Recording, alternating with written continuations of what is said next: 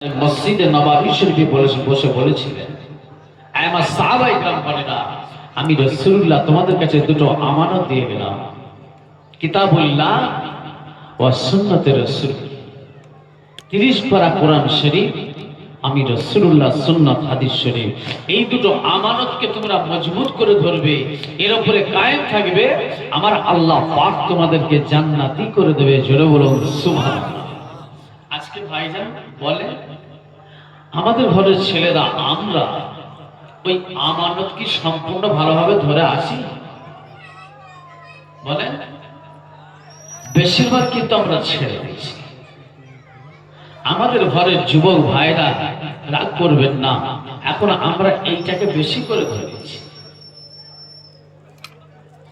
দোয়ার মাহফিল হচ্ছে, মহল্লায় জলসা হচ্ছে, দেখেন ওরা ঠিক ওদের কাজ ওরা করে যাচ্ছে, বাইরে বসে বসে কেউ ফ্রি ফায়ার খেলছে, কেউ পাবজি খেলছে, ওরা ওদের কাছে ব্যস্ত আছে। আল্লাহ নবী দার নবী হাবিবুল্লাহ জনাবে মুহাম্মদ রাসূলুল্লাহ সাল্লাল্লাহু আলাইহি সাল্লাম, ও ভাইয়ানেরা, আমার নবী পাক মদিনার মসজিদে নববী শরীফে বসে বলেছিলেন, আমার সাহাবাগণেরা, ও আমার সাহাবীগণেরা, আমি রাসূলুল্লাহ তোমাদের কাছে দুটো আমানত দিয়ে গেলাম, কিতাবুল্লাহ ওয়া সুন্নতে রাসূলিহি, 30 পারা কোরআন শরীফ, আমি রাসূলুল্লাহ সুন্নাত হাদিস শরীফ, এই দুটো আমানত তোমাদের কাছে দিয়ে গেলাম, মজবুত করে আঁকড়ে ধরবে, এর উপরে কায়েম থাকবে, আমার আল্লাহ পাক তোমাদেরকে জান্নাতি করে দেবে। ও ভাইয়েরা, আল্লাহ নবী দিন দুনিয়ার বাদশাহ হাবিবুল্লাহ জনাবে মুহাম্মদ রাসূলুল্লাহ সাল্লাল্লাহু আলাইহি সাল্লাম, আমার নবী পাক বলেছিলেন, মদিনার মসজিদে নববী শরীফে বসে মুসলমানের ছেলে মেয়েদের কানে আজানের ধ্বনি গেল, ওই আজানের ধ্বনিটা শুনতে পেল, নামাজ আদায় করলো না, আমি রাসূলুল্লাহ বলছি ওই মুসলমানের ছেলেটা হলো মুনাফিক।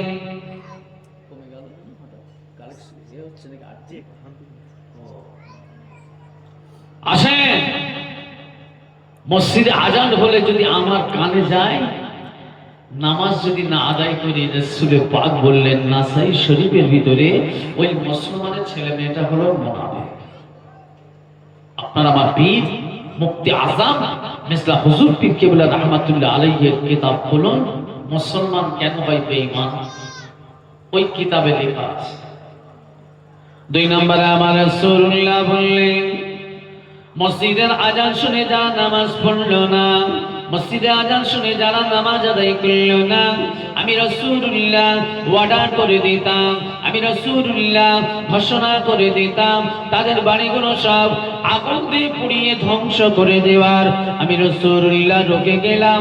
2টি কারণে, বাড়িতে মাসুম বাচ্চারা রয়েছে এবং ওই বাড়িতে পর্দা নিশিন আমার মায়েরা রয়েছে, নচেত আমি রাসূলুল্লাহ অর্ডার করে দিতাম তাদের বাড়িগুলো আগুন দিয়ে পুড়িয়ে ধ্বংস করে দাও, যারা মসজিদের আজান শুনে নামাজ আদায় করে না। কত কঠিন! তাই দাদা হুজুর কেবলা মসজিদ নামে আপনার আমার পীর হয়ে গেলেন। 57টা মসজিদ নামার ভিতরে যেখানেই থাকো না কেন, তোমরা 5 ওয়াক্ত নামাজটা আদায় করবে। আমরা সেই ফুরফুরা শরীফের সিলসিলার মানুষ, দাদা পীর সাহেব কেবলা রাহমাতুল্লাহ আলাইহির বাগানের মানুষ, আমাদেরকে আগে নামাজ আদায় করতে হবে। ছাড়বেন আপনার আমার মুরব্বীরা দুনিয়া থেকে চলে গেছেন, আল্লাহর হাওয়ালায় মেহমান হয়ে চলে গেছেন, তিনারা নামাজি আল্লাহ ওয়ালা হয়ে কবরে শুয়ে আছেন। কেউ 5 হুজুরের সোহবতের মানুষ ছিলেন, কেউ দাদা হুজুর কেবলার সোহবতের মানুষ ছিলেন, তিনারা এক একটা হীরের টুকরো হয়ে শুয়ে আছেন। জোরে বলুন সুবহানাল্লাহ। আসেন সেই মুরব্বীদের সাথে আলোচনা করব। কোরআন পাকের আয়াত পাক তেলাওয়াত করেছি, রাসূল পাকের হাদিস শরীফ তেলাওয়াত করেছি, ইনশাআল্লাহ। একবার দোষে আল্লাহুম্মা সাল্লি আলা সাইয়্যিদিনা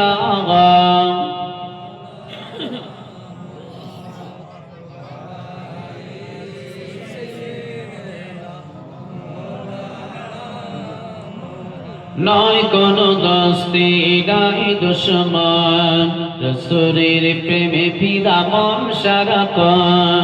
নয় কোনো দোস্তি নাই দুশমন, রাসূলের প্রেমে ফিদা মন সারাক্ষণ। আমাদেরই ভালোবাসা নয় কোনো ভুল, আমাদেরই ভালোবাসা হীরা রাসূল। ফিদা কায়া রাসূলুল্লাহ, ফিদা কায়া রাসূলুল্লাহ। নয় কোনো দোস্তি নাই দুশমন, রাসূলের প্রেমে ফিদা মন সারাক্ষণ। আমাদেরই ভালোবাসা নয় কোনো ভুল, আমাদেরই ভালোবাসা হীরা রাসূল। ফিদা কায়া রাসূলুল্লাহ, ফিদা কায়া রাসূলুল্লাহ। সত্যের সন্ধানে পাখির চোখে সালমান চষে বেড়ায় মরুর বুকে। সত্যের সন্ধানে পাখির চোখে সালমান চষে বেড়ায় মরুর বুকে। কত না বিপদ আসে পথেই রোকে, রাসূলেরই দেখা পেয়ে হাসের মনের সুখে। ফিদা কায়া রাসূলুল্লাহ, ফিদা কায়া রাসূলুল্লাহ। নয় কোনো দোস্তি নাই দুশমন, রাসূলের প্রেমে ফিদা মন সারাক্ষণ। আল্লাহুম্মা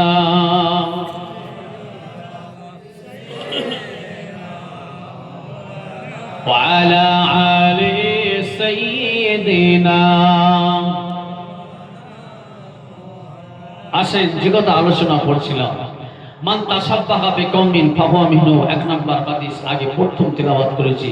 রাসূলে পাক সাল্লাল্লাহু আলাইহি ওয়াসাল্লাম বললেন, দুনিয়া জমিনে যে যার ইত্তেবা করে চলবে, যে যার তাসাব্বাহ করে চলবে, যে যার অনুসরণ করে চলবে, কাল কিয়ামতের ময়দানে, মাহশারের ময়দানে ওই ব্যক্তির সঙ্গে তার হাসর নাসর হবে।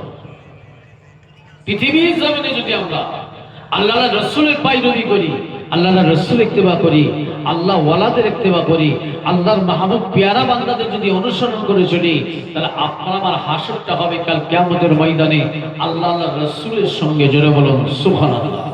আর যদি আল্লাহর রাসূলের আদর্শ থেকে সরে যায়, তাহলে কিন্তু অন্য জায়গায় ঠিকানা হয়ে যাবে। আল্লাহ পাক না করে, রাসূলে পাক সাল্লাল্লাহু আলাইহি ওয়াসাল্লাম মদিনার মসজিদে নববী শরীফে ওয়াজ করছেন।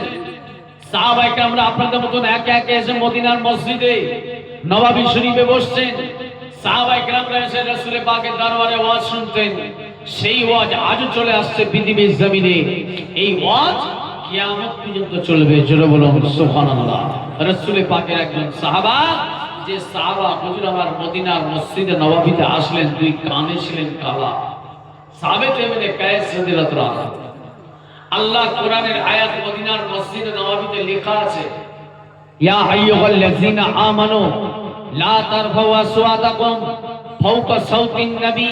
হে জগতের মানুষেরা, রাসূলুল্লাহ দরবারে যখন যাবে আদবের সঙ্গে যাও, আদবের সঙ্গে বসো, আদবের সঙ্গে থাকো। কেন? ওটা হলো জান্নাতের বাগান, এই জায়গাটা হলো সেই জান্নাতের বাগান। আল্লাহ পাক নিজে বলেছেন, তোমরা সেই জায়গায় আদবের খেলাফ করবে না, এমনকি জোরে জোরে কথা পর্যন্ত সেই জায়গায় বলবে না। এটা সেই জায়গায় আমরা বসে আছি, রিয়াজুল জান্নাতের বাগান। রাসূল পাকের সাহাবা হুজুর মদিনার মসজিদে নববীতে পা দিলেন, আয়াত পাকের দিকে নজর গেল। আমার নবী পাকের সাহাবা চোখ দিয়ে টপ টপ করে পানি পড়ছে। নবী পাককে সালাম দিলেন, গলার আওয়াজটা জোরে হয়ে গেছিল, ভয়েসটা। আয়াত পাক থেকে সাহাবা হুজুরের চোখ দিয়ে টপ টপ করে পানি পড়তে লাগলো। আমি জাহান্নামী হয়ে গেছি। আল্লাহ নবী সাহাবা হযরত সাবিত ইবনে কাইস রাদিয়াল্লাহু তাআলা আনহু, ও ভাইজানেরা, আমার নবী পাকের সাহাবা কাঁদতে কাঁদতে সোজা বাড়ি চলে গেলেন। না না না, আমি আর রাসূলুল্লাহ দরবারে আসব না। আমি আল্লাহ কোরআনের খেলাফ করেছি, আল্লাহ কোরআনের আয়াতের বিরুদ্ধে কাজ করেছি। সাহাবা হুজুর আমার কাঁদতে কাঁদতে বাড়ি চলে গেলেন। বাড়িতে গিয়ে দরজার কাছে গিয়ে সালাম দিলেন। সালাম দেওয়ার পরে ভিতর থেকে আম্মা জান সালামের জবাব দিলেন। বাইরে থেকে জবাব পাওয়ার পরে সাহাবা হুজুরকে দরজা খুলে দিলেন। সাহাবেতে অনেকে হুজুর আমার কাঁদতে কাঁদতে ঘরের ভিতরে ঢুকলেন। আম্মা জানকে বললেন, আমি জাহান্নামী হয়ে গিয়েছি, আমি জাহান্নামী হয়ে গিয়েছি। আল্লাহ নবীর দরবারে আমি আর যাব না। আমি আল্লাহ কোরআনের আয়াতের খেলাফ করেছি, আল্লাহ কোরআনের খেলাফ কাজ করেছি, শরীয়তের খেলাফ কাজ করেছি। আল্লাহ পাক স্বয়ং নিজে মদিনার মসজিদে আয়াত পাক লেখা রয়েছে। আল্লাহ পাক নিজে বললেন, রাসূলুল্লাহ দরবারে যখন আসবে আদবের সঙ্গে বসো, আদবের সঙ্গে কথা বলো। সাহাবা হুজুর আমার বলেন, আমি আয়াত পাকের দিকে তাকিয়ে যখন দেখলাম, আমি নবী পাকে সালাম যখন দিয়েছি, আমার গলার আওয়াজটা জোরে হয়ে গিয়েছে, আমার কপাল ফেটে গিয়েছে, আমি জাহান্নামী হয়ে গিয়েছি। মদিনার মসজিদে নববী শরীফে যাব না, আমি খাওয়া দাওয়া করবো না। সাহাবা হুজুরের হুজরার ভিতরে গিয়ে ঢুকে দরওয়াজাটা বন্ধ করে দিলেন। মুসাল্লা বিছিয়ে আল্লাহ পাকের দরবারে রোনাজারি করতে লাগলেন। আল্লাহ পাক আমার জীবনের গুনাহ কি মাফ হবে না? আল্লাহ আমার জীবনের গুনাহকে মাফ করে দিন। ও ভাইজানেরা শুনে রেখে দিন, আমার রাসূলুল্লাহ সাহাবা তিনি হুজরার ভিতরে ঢুকে কাঁদতে লাগলেন। খাওয়া বন্ধ, মদিনার মসজিদে যাওয়া বন্ধ, দরওয়াজাটা বন্ধ রয়েছে। আমার বাচ্চা জানদের বয়স হয়েছে, ঘর হুজরা আলাদা করেছেন, নামাজ পড়া, কোরআন তেলাওয়াত করা, জিকির আজকার করা, মুরাকাবা করা, মুশাহেদা করা, তাসাউফপন্থী মানুষ, ওজিফা কান্ডওয়ালা, সুফি দরবেশ মানুষ, তাহাজ্জুদের নামাজ পড়নেওয়ালা, রুম আলাদা হয়ে গেছে, হুজুরা আলাদা হয়ে গেছে। সেই ঘরে আল্লাহকে রাজি করার জন্য, আখিরাতের কাজ গোটাবার জন্য সেই হুজরা ঘরে যা কিছু করা। সাহাবা হুজরা মান সেই হুজরার ভিতরে ঢুকে গিয়ে দরজাটা বন্ধ করে দিলেন। খাবো না, মদিনার মসজিদে নববীতে যাব না, দরজাও খুলবো না, আমার যতদিন না গুনাহকে আল্লাহ মাফ না করবেন। জোরে বলুন সুবহানাল্লাহ। কি মনোভাব ছিল, খোদাই ভয় ছিল সাহাবা হুজুরদের। তাই আজকে আমাদের ভিতর থেকে ভাইজান মনে ব্যথা নেবেন না, আমাদের ভিতর থেকে খোদাই ভয় উঠে যাচ্ছে বলে আজকাল নামাজিও কমছে, আল্লাহওয়ালাও কমছে। জি, পৃথিবীর জমিনে রাসূল পাক হাদিস শরীফে বলেছেন, ইয়াদা করাবুজ জামানু ওয়া ইউবাদুল ইলম, এমন দিন আসবে, এমন সময় আসবে, পৃথিবীর জমিন থেকে ইলমটাকে তুলে নেওয়া হবে। সাহাবা হুজুররা বলেন, ইলম আবার কিভাবে উঠবে? আমার নবী পাক বললেন, যখন দেখবে পৃথিবীর জমিনে আল্লাহওয়ালা, নামাজি, পরহেজগার, মুত্তাকি, সুফি, দরবেশ, গৌস, কুতুব, আবদাল, আরবিল্লাহ, নায়েবে নবী, নায়েবে রাসূল, ওয়ারাসাতুল আম্বিয়া, ফানাবিল্লাহ, ফানাবে শেখ এবং যারা ঈমানদার, আল্লাহওয়ালা, আলেমে হাক্কানি দেরকে আল্লাহ বেছে বেছে পৃথিবীর জমিন থেকে টপাটপ তুলে নেবে। তখনই বুঝে নিও পৃথিবীর জমিন থেকে ইলমটা উঠছে। আজকে মেলা আপনার আমার মহল্লা পাড়া খালি হচ্ছে, আল্লাহওয়ালা মানুষকে আল্লাহ বেছে বেছে তুলে নিচ্ছে, আলেমে হাক্কানিদের আল্লাহ একে একে দুনিয়া থেকে তুলে নিচ্ছেন। জানবেন রাসূল পাকের হাদিস ইলম উঠছে। আল্লাহ নবী, দয়ার নবী, হাবিবুল্লাহ জনাবে মুহাম্মদ রাসূলুল্লাহ সাল্লাল্লাহু আলাইহি ওয়াসাল্লাম। ও ভাইজানেরা, আমার নবী পাক সাহাবা হুজুরদের বললেন, মদিনার মসজিদে নববীতে বসে বাবা আবু বকর, ও বাবা ওমর, বাবা উসমান, বাবা আলী, বাবা মুর্তজা, বাবা আম্বার, বাবা জায়েদ বিন সাবিত, বলো বলো আমার ওই সাহাবা দুই কানে ছিল কালা। আমি রাসূলুল্লাহ কিছুদিন হলো আমি দেখতে পাচ্ছি না। আমার ওই সাহাবাকে আপনাকে কেউ দেখেছেন? সাহাবায়ে কেরামরা বলেছিলেন, ইয়া রাসূলুল্লাহ, হাবিবাল্লাহ, না না না হুজুর আমরা দেখি নাই। ও বাবা আবু বকর উঠে পড়ুন, বাবা ওমর আপনিও উঠুন। আল্লাহর নবী একজন সাহাবাকে বললেন, বাবা আম্বার সঙ্গে তুমি যাও। দুই তিনজন মিলে গিয়ে আমার ওই সাহাবার একবার খবরটা আপনালেন। যান ওই সাহাবা সাবেত ইবনে কায়েসের বাড়িতে গিয়ে খবর জানেন কি কারণে আমি রাসূলুল্লাহ দরবারে আসা বন্ধ করলো, আমি রাসূলুল্লাহর কাছে আদর্শের কোনো খিলাফ পেল না, আমি রাসূলুল্লাহর কাছ থেকে মনে কষ্ট পেল, দুঃখ পেল না, সে কোনো বিমারে পড়লো, তার কোনো ক্ষতি হয়ে গেল, যান গিয়ে একবার খবরটা নিয়ে এলেন। সাহাবা হুজুরা চলে গেলেন, আবু বকর হুজুর, হযরতে ওমর ফারুক হুজুর, হযরতে আম্মার হুজুর, তিনজনা মিলে সেই সাহাবার বাড়ি খবর নিয়ে গেলেন। কোথায় জলসা? পশ্চিম মেদিনীপুর বাবুরামপুর। আসতে গেলে কামার পুকুর থেকে আমাকে সিধা আসতে হবে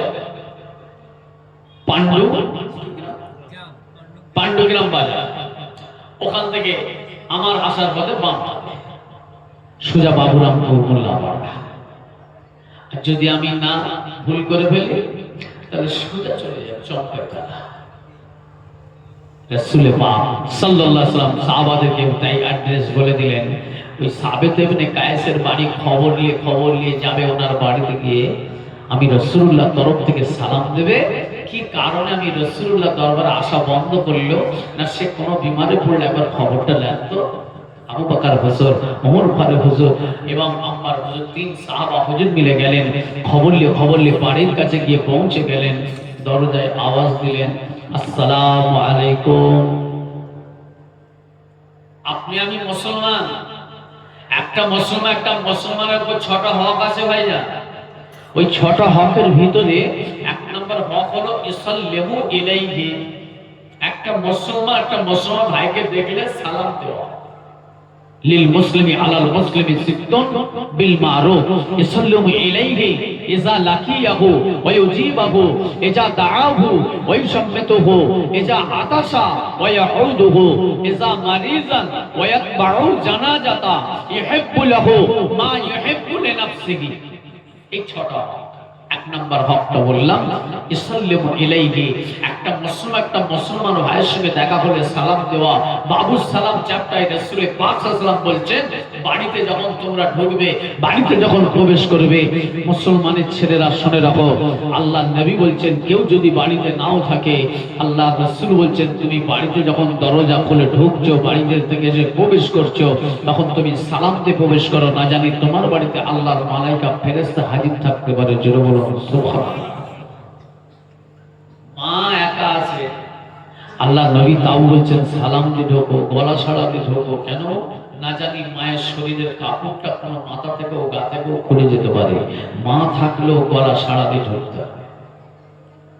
আল্লাহ নবী দো জাহানের বাদশাহ হাবিবুল্লাহ জনাবে মুহাম্মদ রাসূলুল্লাহ সাল্লাল্লাহু আলাইহি সাল্লাম। ও ভাইজানেরা, আমার নবী পাকের সাহাবাগণেরা, সাহাবা হুজুরের দরজার কাছে গিয়ে আওয়াজ দিলেন, সালাম দিলেন। ভিতর থেকে জবাব এলো, দরজা খুলে দেওয়া হলো। আল্লাহ নবী সাহাবারা জিজ্ঞাসা করলেন, সাহাবেতে ইবনে কায়েস কোথায়? যান, চলে যান। যেদিন মদিনার মসজিদে নববী শরীফ থেকে ফিরে এসেছিলেন, কাঁদতে কাঁদতে বলেছিলেন আমি জাহান্নামী হয়ে গিয়েছি, আমার কপাল ফেটে গিয়েছে, আল্লাহ কোরআনের খেলাফ করেছি, শরীয়তের খেলাফ করেছি, কোরআনের খেলাফ করেছি, দ্বীনের খেলাফ করেছি। সাহাবা হুজুর কাঁদতে কাঁদতে ওই হুজরার ভিতরে গিয়ে ঢুকেছেন। দরজা বন্ধ, খাওয়া দাওয়া বন্ধ, মদিনার মসজিদে নববী শরীফে যা বন্ধ। ওই দিন থেকে ঘরের ভিতরে বসে আছে সাহাবা আবু বকর হুজুর আমার, হযরত ওমর ফারুক হুজুর আমার, হযরত আম্মার হুজুর আমার, তিনজন মিলে সাহাবা হুজুরের দরজার কাছে গিয়ে সালাম দিলেন। ভিতর থেকে জবাব এলো, ওয়া আলাইকুম আসসালাম। ও ভাইয়া সাহাবাতে ইবনে কায়েস, একবার দরজাটা খোলো। কে?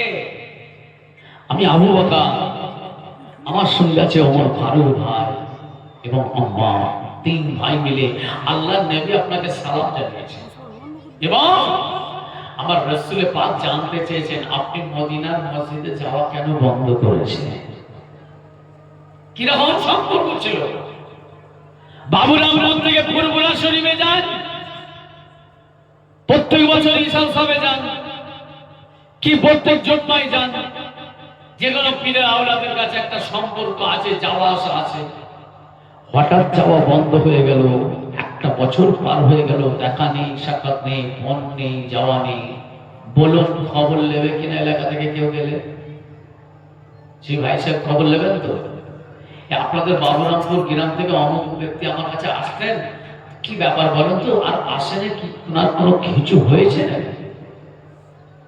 রাসূলে পাক সাহাবাদেরকে খবর নিতে পাঠালেন, যান খবরটা নেন। সাহাবা হুজুর এসে দরজায় সালাম দিয়ে বললেন, একবার দরজাটা খুলুন।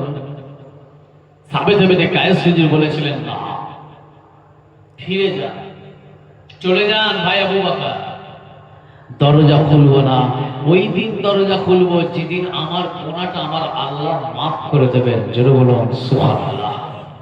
কি আল্লাহর উপরে ইয়াকিন হয়ে বসে আছেন শপথ নিয়ে, কেন আমি কোরআনের খেলাফ করে ফেলেছি, বিয়াদবি করে ফেলেছি। আজকে বলেন, আল্লাহর ওলিদের সাথে অনেকে ছোট বড় কথা বলে, পীর পয়গম্বরদের সাথে অনেকে ছোট বড় কথা বলে। ওলি আজাদ, খুদা বেজা। জি হ্যাঁ, গৌস, কুতুব, আফদাল, আরবিল্লাহ, নায়েবে নবী, নায়েবে রসুল যারা, আল্লাহ ওয়ালা যারা, আল্লাহর মাহবুব পিয়ারা বান্দা যারা, তাদের সামনে আল্লাহ পাক হাদিসে কুদসিতে বলে দিলেন, পৃথিবীর জমিনে আমার বন্ধুদের সঙ্গে যারা দুশমনি করবে, আদাওয়াত রাখবে, শত্রুতা রাখবে, তারা যেন কিয়ামতের ময়দানে তৈরি হয়ে আসে। আমি আল্লাহ পাক তাদের সঙ্গে যুদ্ধ ঘোষণা করলাম। আমি আল্লাহ যুদ্ধ করব, জিহাদ করব তাদের সঙ্গে যারা আমার বন্ধুদের সঙ্গে দুশমনি করবে। ভাই, ওলি আজাদ, খোদা বেজা, আল্লাহ ওয়ালা যারা ছিলেন, নায়েবে নবী যারা ছিলেন, আল্লাহ ওয়ালাদের কি সারে সব, ও ওলিয়াদিরা, সাহাবা হুজুর আমার দরজা খুললেন না।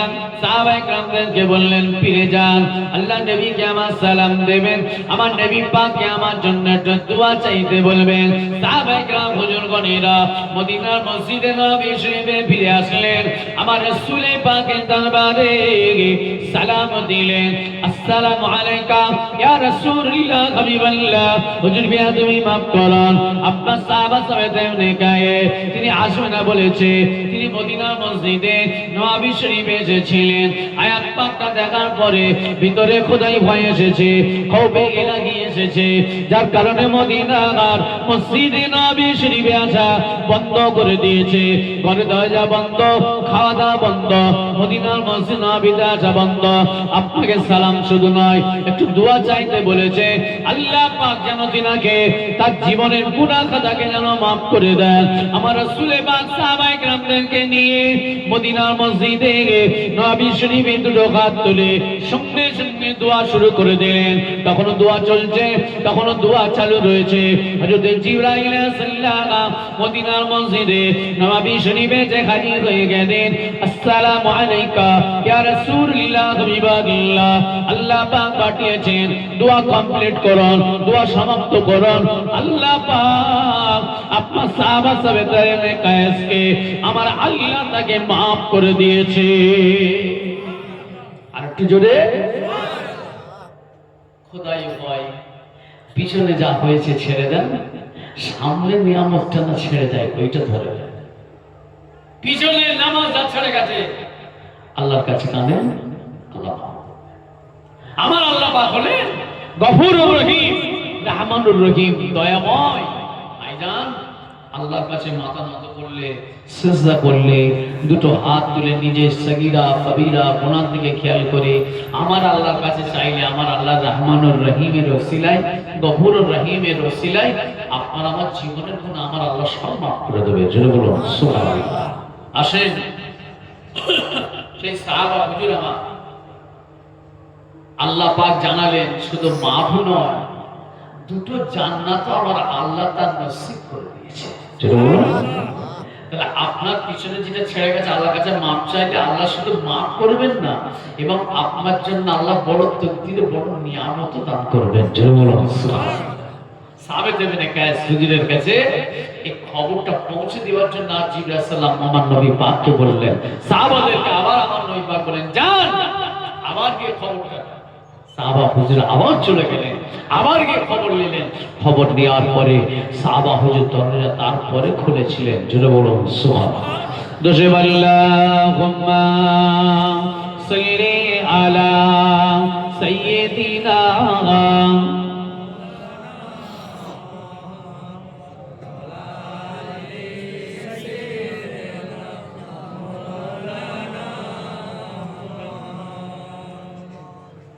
আসেন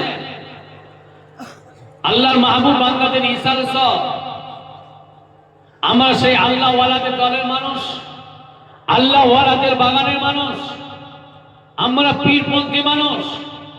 আপনি আমি পীর মানি, শেখ মানি, উস্তাদ মানি, ফুরফুরা শরীফের পীর মুজাদ্দিদুল জামান কুতুবুল আলাম আমিরুশ শরিয়াত দাদা হুজুর বিজ্ঞানুল্লাহ আলাইকে মানি।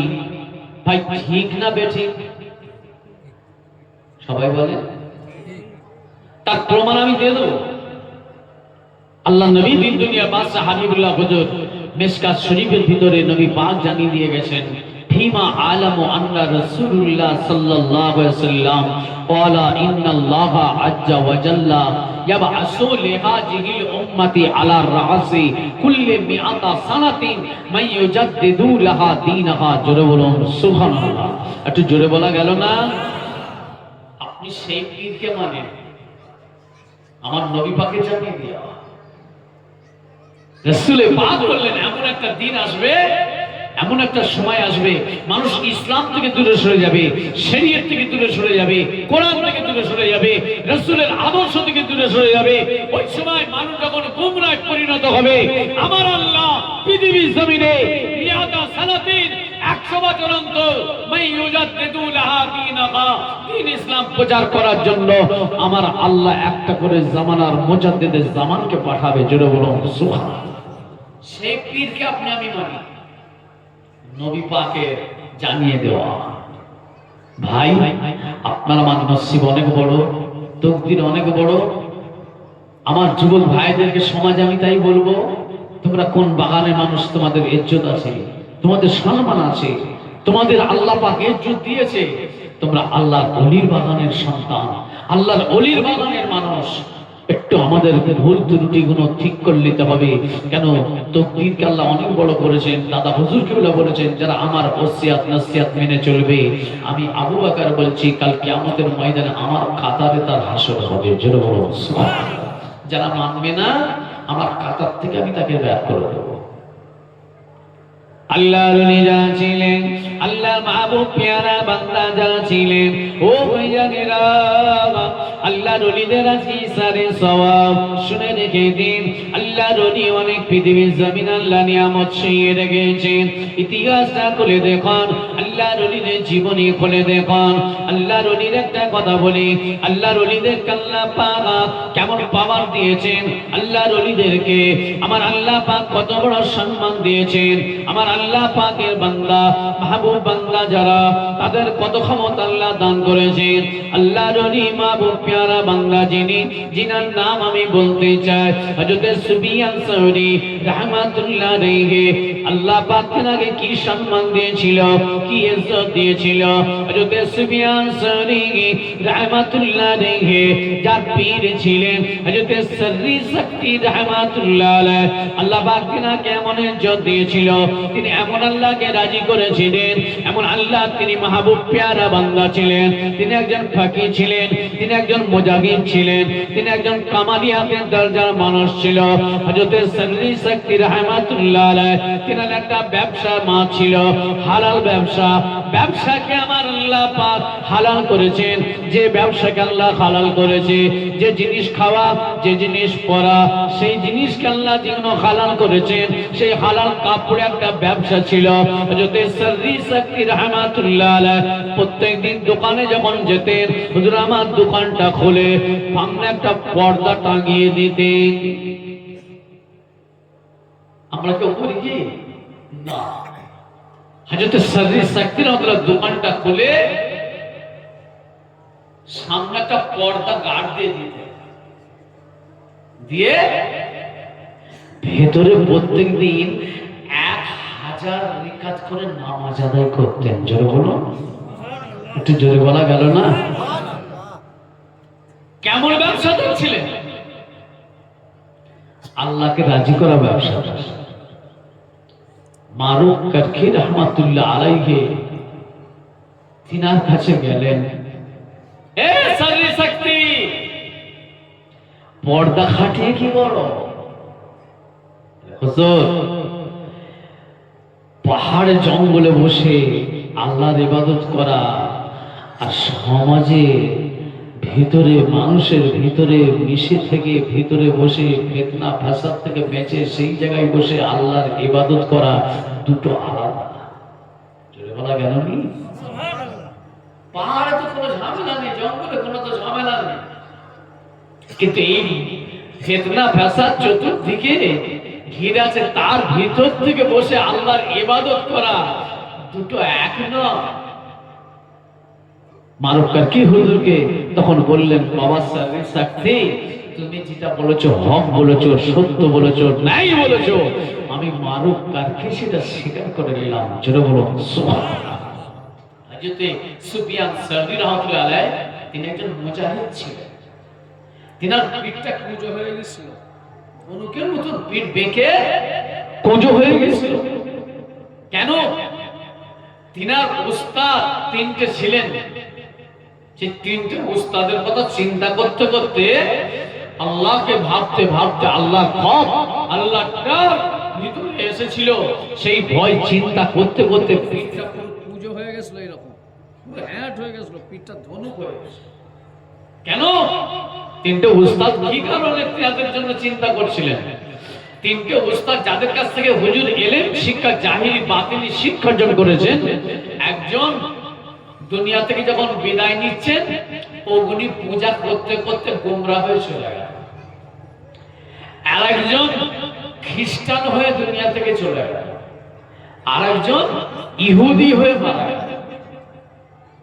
এইটা চিন্তা করতে করতে আল্লাহ, আমার তিনটা উস্তাদ এত বড় বড় হস্তি, যাদের কাছ থেকে আমি এলেম শিক্ষা অর্জন করলাম, আর আজকে কিনা তারা দুনিয়া থেকে যখন যাচ্ছে আমি চামড়ার চোখে দেখলাম তারা গোমরা হয়ে এত বড় বড় হস্তি ঈমান হারা হয়ে চলে গেল, তাহলে আমি আমি সুফিয়ান সাউরির দশা কি হবে?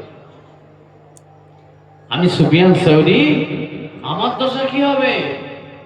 আল্লাহ রে আল্লাহ মাহবুব প্যারা বান্দা হযরত সুফিয়ান সাউরি রাহমাতুল্লাহ আলাইহি, ও ভাইজানেরা, হুজুর আমার এত বড় আল্লাহ ওয়ালা মানুষ ছিলেন, মসজিদে যাচ্ছেন নামাজ আদায় করতে, মসজিদের ভিতরে ডান পাটা আগে দিতে হয়, ডান পাটা না দিয়ে হুজুর বেখিয়াল হয়ে স্লিপার হয়ে যায়, বাম পাটা বেখিয়াল হয়ে আগে চলে যায়। আল্লাহর তরফ থেকে আওয়াজ আসলো, হে সগর, তোমার পাটা আগে ঠিক করে আমার ঘরে দাও। কোন পাটা আগে দিতে হয় এটা কি তোমার জানা নাই? আল্লাহর তরফ থেকে আওয়াজ এলো, হযরত সুফিয়ান সাউরি হুজুর আমার দেখলেন বাম পা দিয়ে ফেলেছেন, সঙ্গে সঙ্গে আল্লাহ বলে একটা আওয়াজ দিলেন, মসজিদের সিঁড়ির সামনে সঙ্গে সঙ্গে অজ্ঞান হয়ে পড়ে গেলেন। চলার পথে ত্রুটি হচ্ছে, আমার আল্লাহ পাক আওয়াজ দিয়ে ইশারা করছেন, হে সাও, তোমার পাটা তুমি ঠিক করে রাখো। মসজিদে কোন পাটা দিতে হয় এটা তোমার জানা নেই? তুমি বাঁ পাটা দিচ্ছ আগে আমার ঘরে। আল্লাহর মাহবুব প্যারা বান্দা হযরত সুফিয়ান সাউরি রাহমাতুল্লাহ আলাইহি যখন জ্ঞান ফিরে এলো, হুঁশ আল্লাহ পাক ইনায়াত করলেন, সুফিয়ান সাউরি হুজুর আমার জমিন থেকে উঠে নিজের দাড়ি মুবারকটা হাত দিয়ে ধরে নিজের গালে দুটো গালে চড় মারতে লাগলেন। আমার মন, কি সর্বনাশ করলে! খোদার ঘরে, আল্লাহর ঘরে ডান পা আগে দিতে হয় না বাম পা দিতে হয় এটাও কি তোমার জানা নাই? নিজের নাফসকে আবার শিক্ষা দিচ্ছেন গালে চড় মেরে।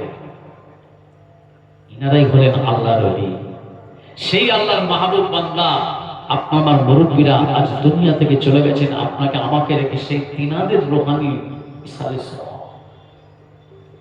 আল্লাহর মাহবুব প্যারা বান্দা হযরতে সুফিয়ান সৌরি হুজুর আল্লাহ পাক এত দরজা দিলেন। এবারে আসুন তিনারা এই পাওয়ার কোথা থেকে পেলেন, এটা কোথা থেকে তৈরি করলো? আল্লাহর ওলিদের দরবারে বসে, আলেমে হাক্কানীদের দরবারে বসে বাতিনি শিক্ষা অর্জন করেছিলেন, বাতিনি ইলম অর্জন করেছিলেন, রুহানি ফায়েজ অর্জন করেছিলেন, বেলায়েতের ফায়েজ অর্জন করেছিলেন। ও ভাইজানেরা, সেই রকম আল্লাহ ওয়ালা যারা যত পৃথিবীর জমিনে রয়েছেন তার ভিতরে বাগদাদের জমিনে শুয়ে আছেন। আমরা সকলেই জানি পিরানে পীর দস্তগীর গৌসুল আজম হযরত বড় পীর আব্দুল কাদের জিলানী রাহমাতুল্লাহ আলাইহি সেই বাগদাদের জমিনে শত শত আল্লাহর ওলিরা মাহবুব প্যারা বান্দা এবং নবী আলাইহিস সালাম গণেরা শুয়ে আছেন। ওই জায়গায় বাগদাদের জমিনে যিনার নাম হলো হযরত আবুল হাসান নুরি বাগদাদি রাহমাতুল্লাহ আলাইহি। আল্লাহ পাক এত বড় দরজা রুলি করেছিল, এত বড় মাহবুব প্যারা বান্দা তিনি ছিলেন। আগুনের ভিতর থেকে মানুষকে বের করে নিয়ে আসতেন। জোরে বলুন সুবহানাল্লাহ, আর একটু জোরে বলুন সুবহানাল্লাহ। জ্বলন্ত আগুনে ঝাঁপ দিয়ে মানুষকে বাঁচাতেন। এই পাওয়ার পাওয়া যায় কোথায়? এই পাওয়ার তৈরি হয় কোথায়? আল্লাহর ওলিদের কাছে। এ পাওয়ার তৈরি হয় আলেমে হাক্কানীদের সোহবতে বসে বাতিনি ইলম শিক্ষা অর্জন করতে হয়, এই কলবে চিকিৎসা করতে হয়। দাদা হুজুর পীর কেবলা রাহমাতুল্লাহ আলাইহি তাই চার তরিকা পীর ছিলেন, তরিকা মশকান্ডওয়ালা।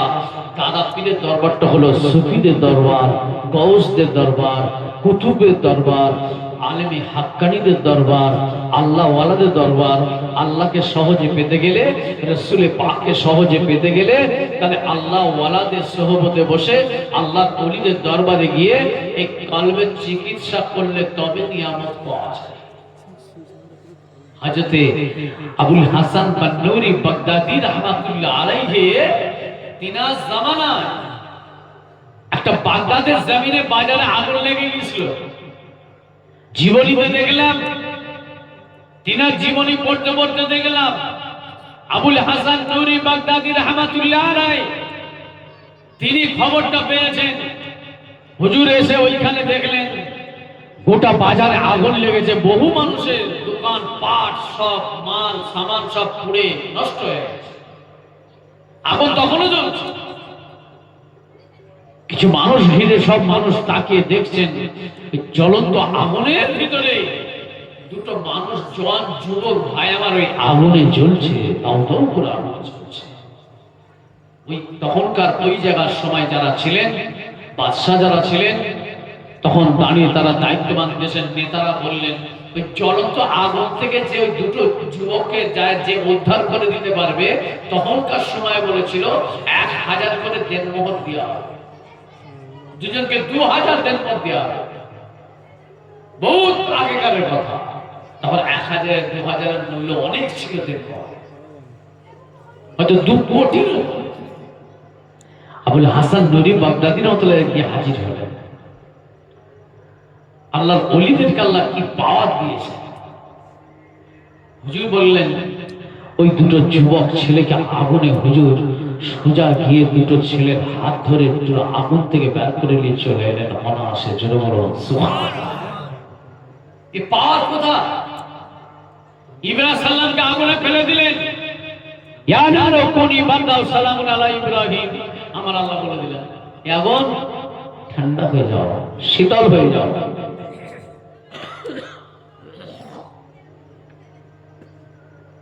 এমন শীতল হও যেন আমার ইব্রাহিমের না একটা প্রসব পড়ে।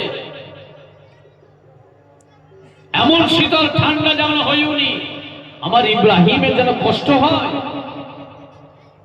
আল্লাহ পাক এমন ঠান্ডা শীতল হতে বললেন, আরামদায়ক যেন শান্তি পায় আমার ইব্রাহিম। জোরে বলুন সুবহানাল্লাহ।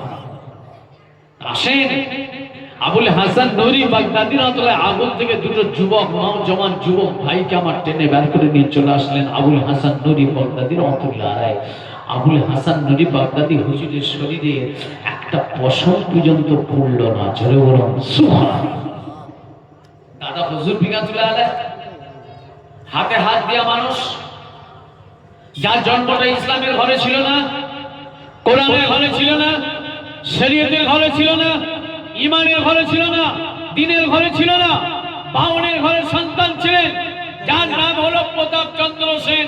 হাওড়া জেলা বাঁকুড়ে শুয়ে আছেন।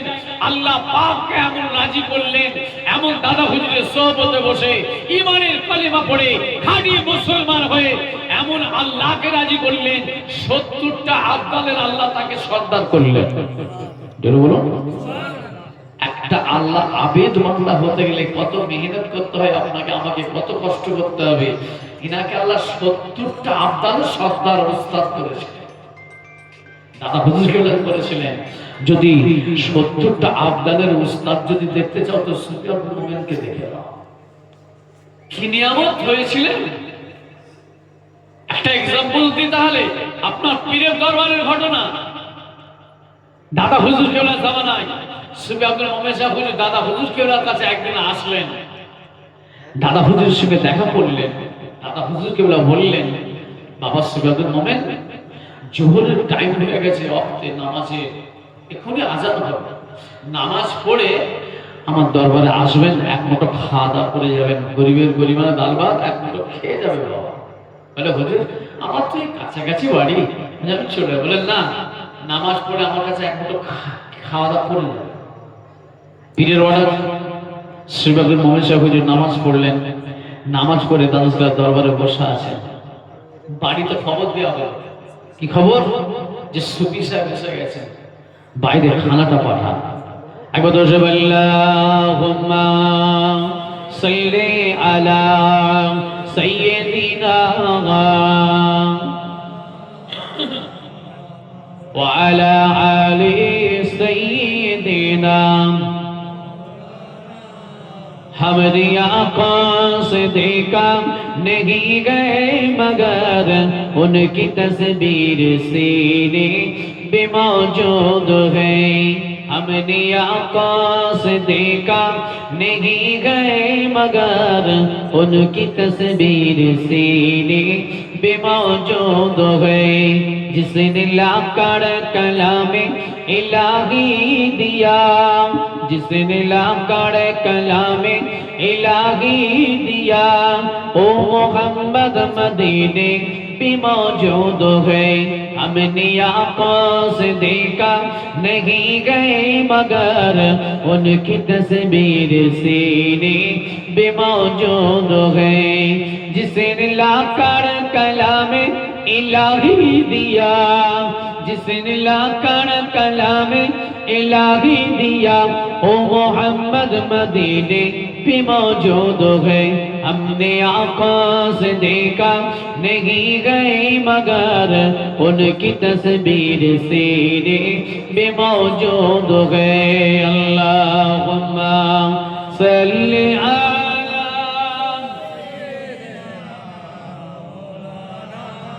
وعلى آل سيدنا। छोड़ना तेरा तैबा गवारा नहीं, छोड़ना तेरा तैबा गवारा नहीं। सारे दुनिया में ऐसा नजारा नहीं, ऐसी खुशबू चमन के गुलों में कहा, ओ मोहम्मद मदीने बेमौजूद है। हमने आँखों से देखा नहीं गई मगर उनकी तस्वीर सीने बेमौजूद है।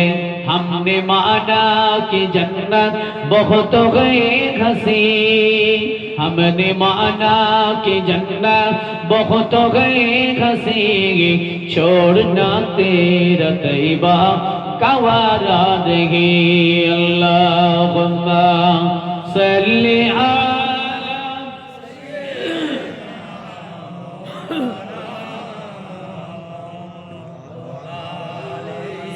सय्यिदिना।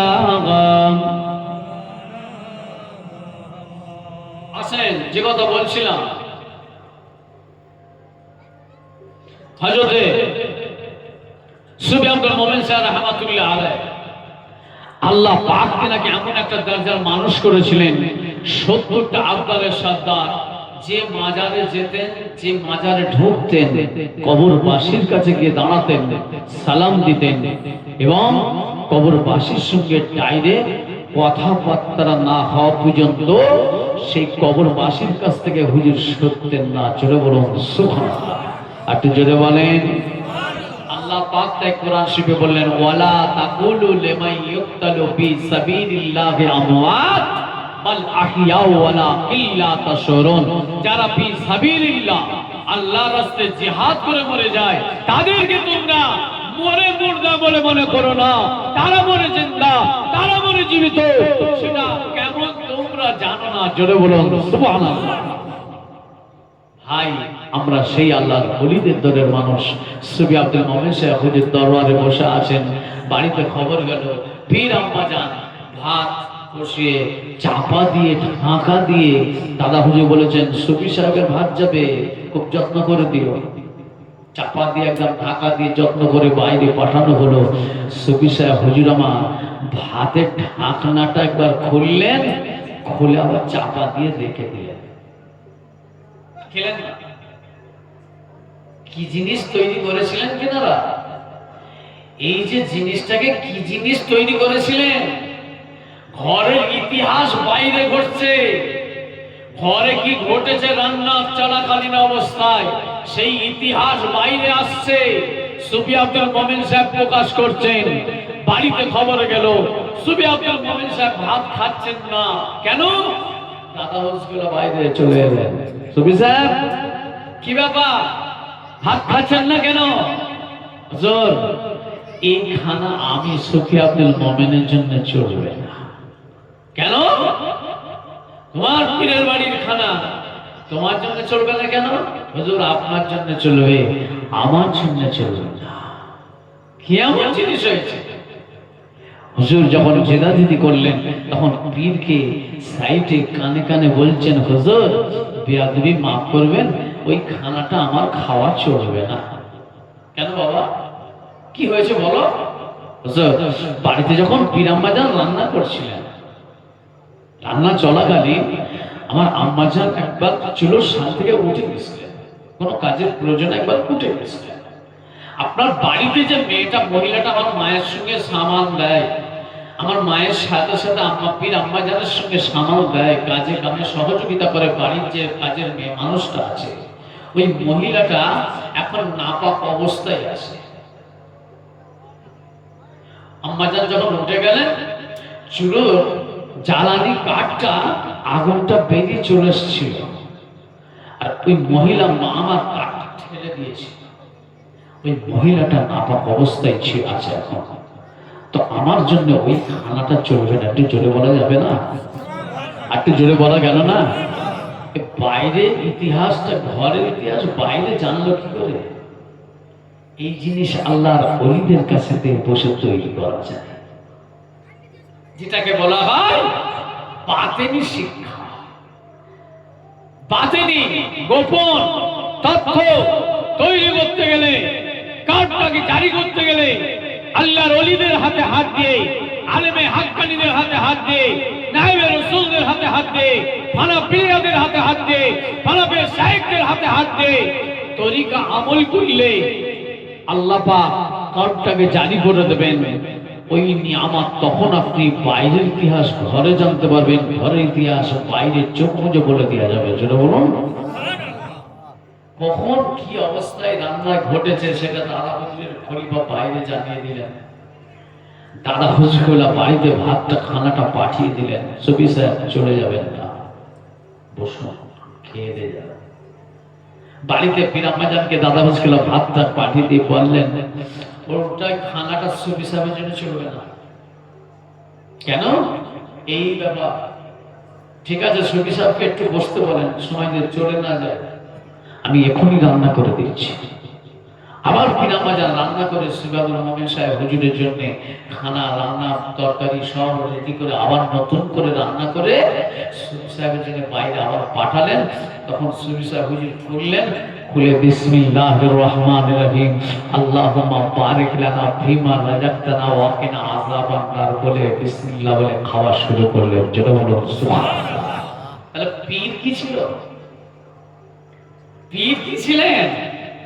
মুরিদ যদি এত বড় দরজা হাসিল করতে পারে, তাহলে দাদা হুজুর কি ছিলেন?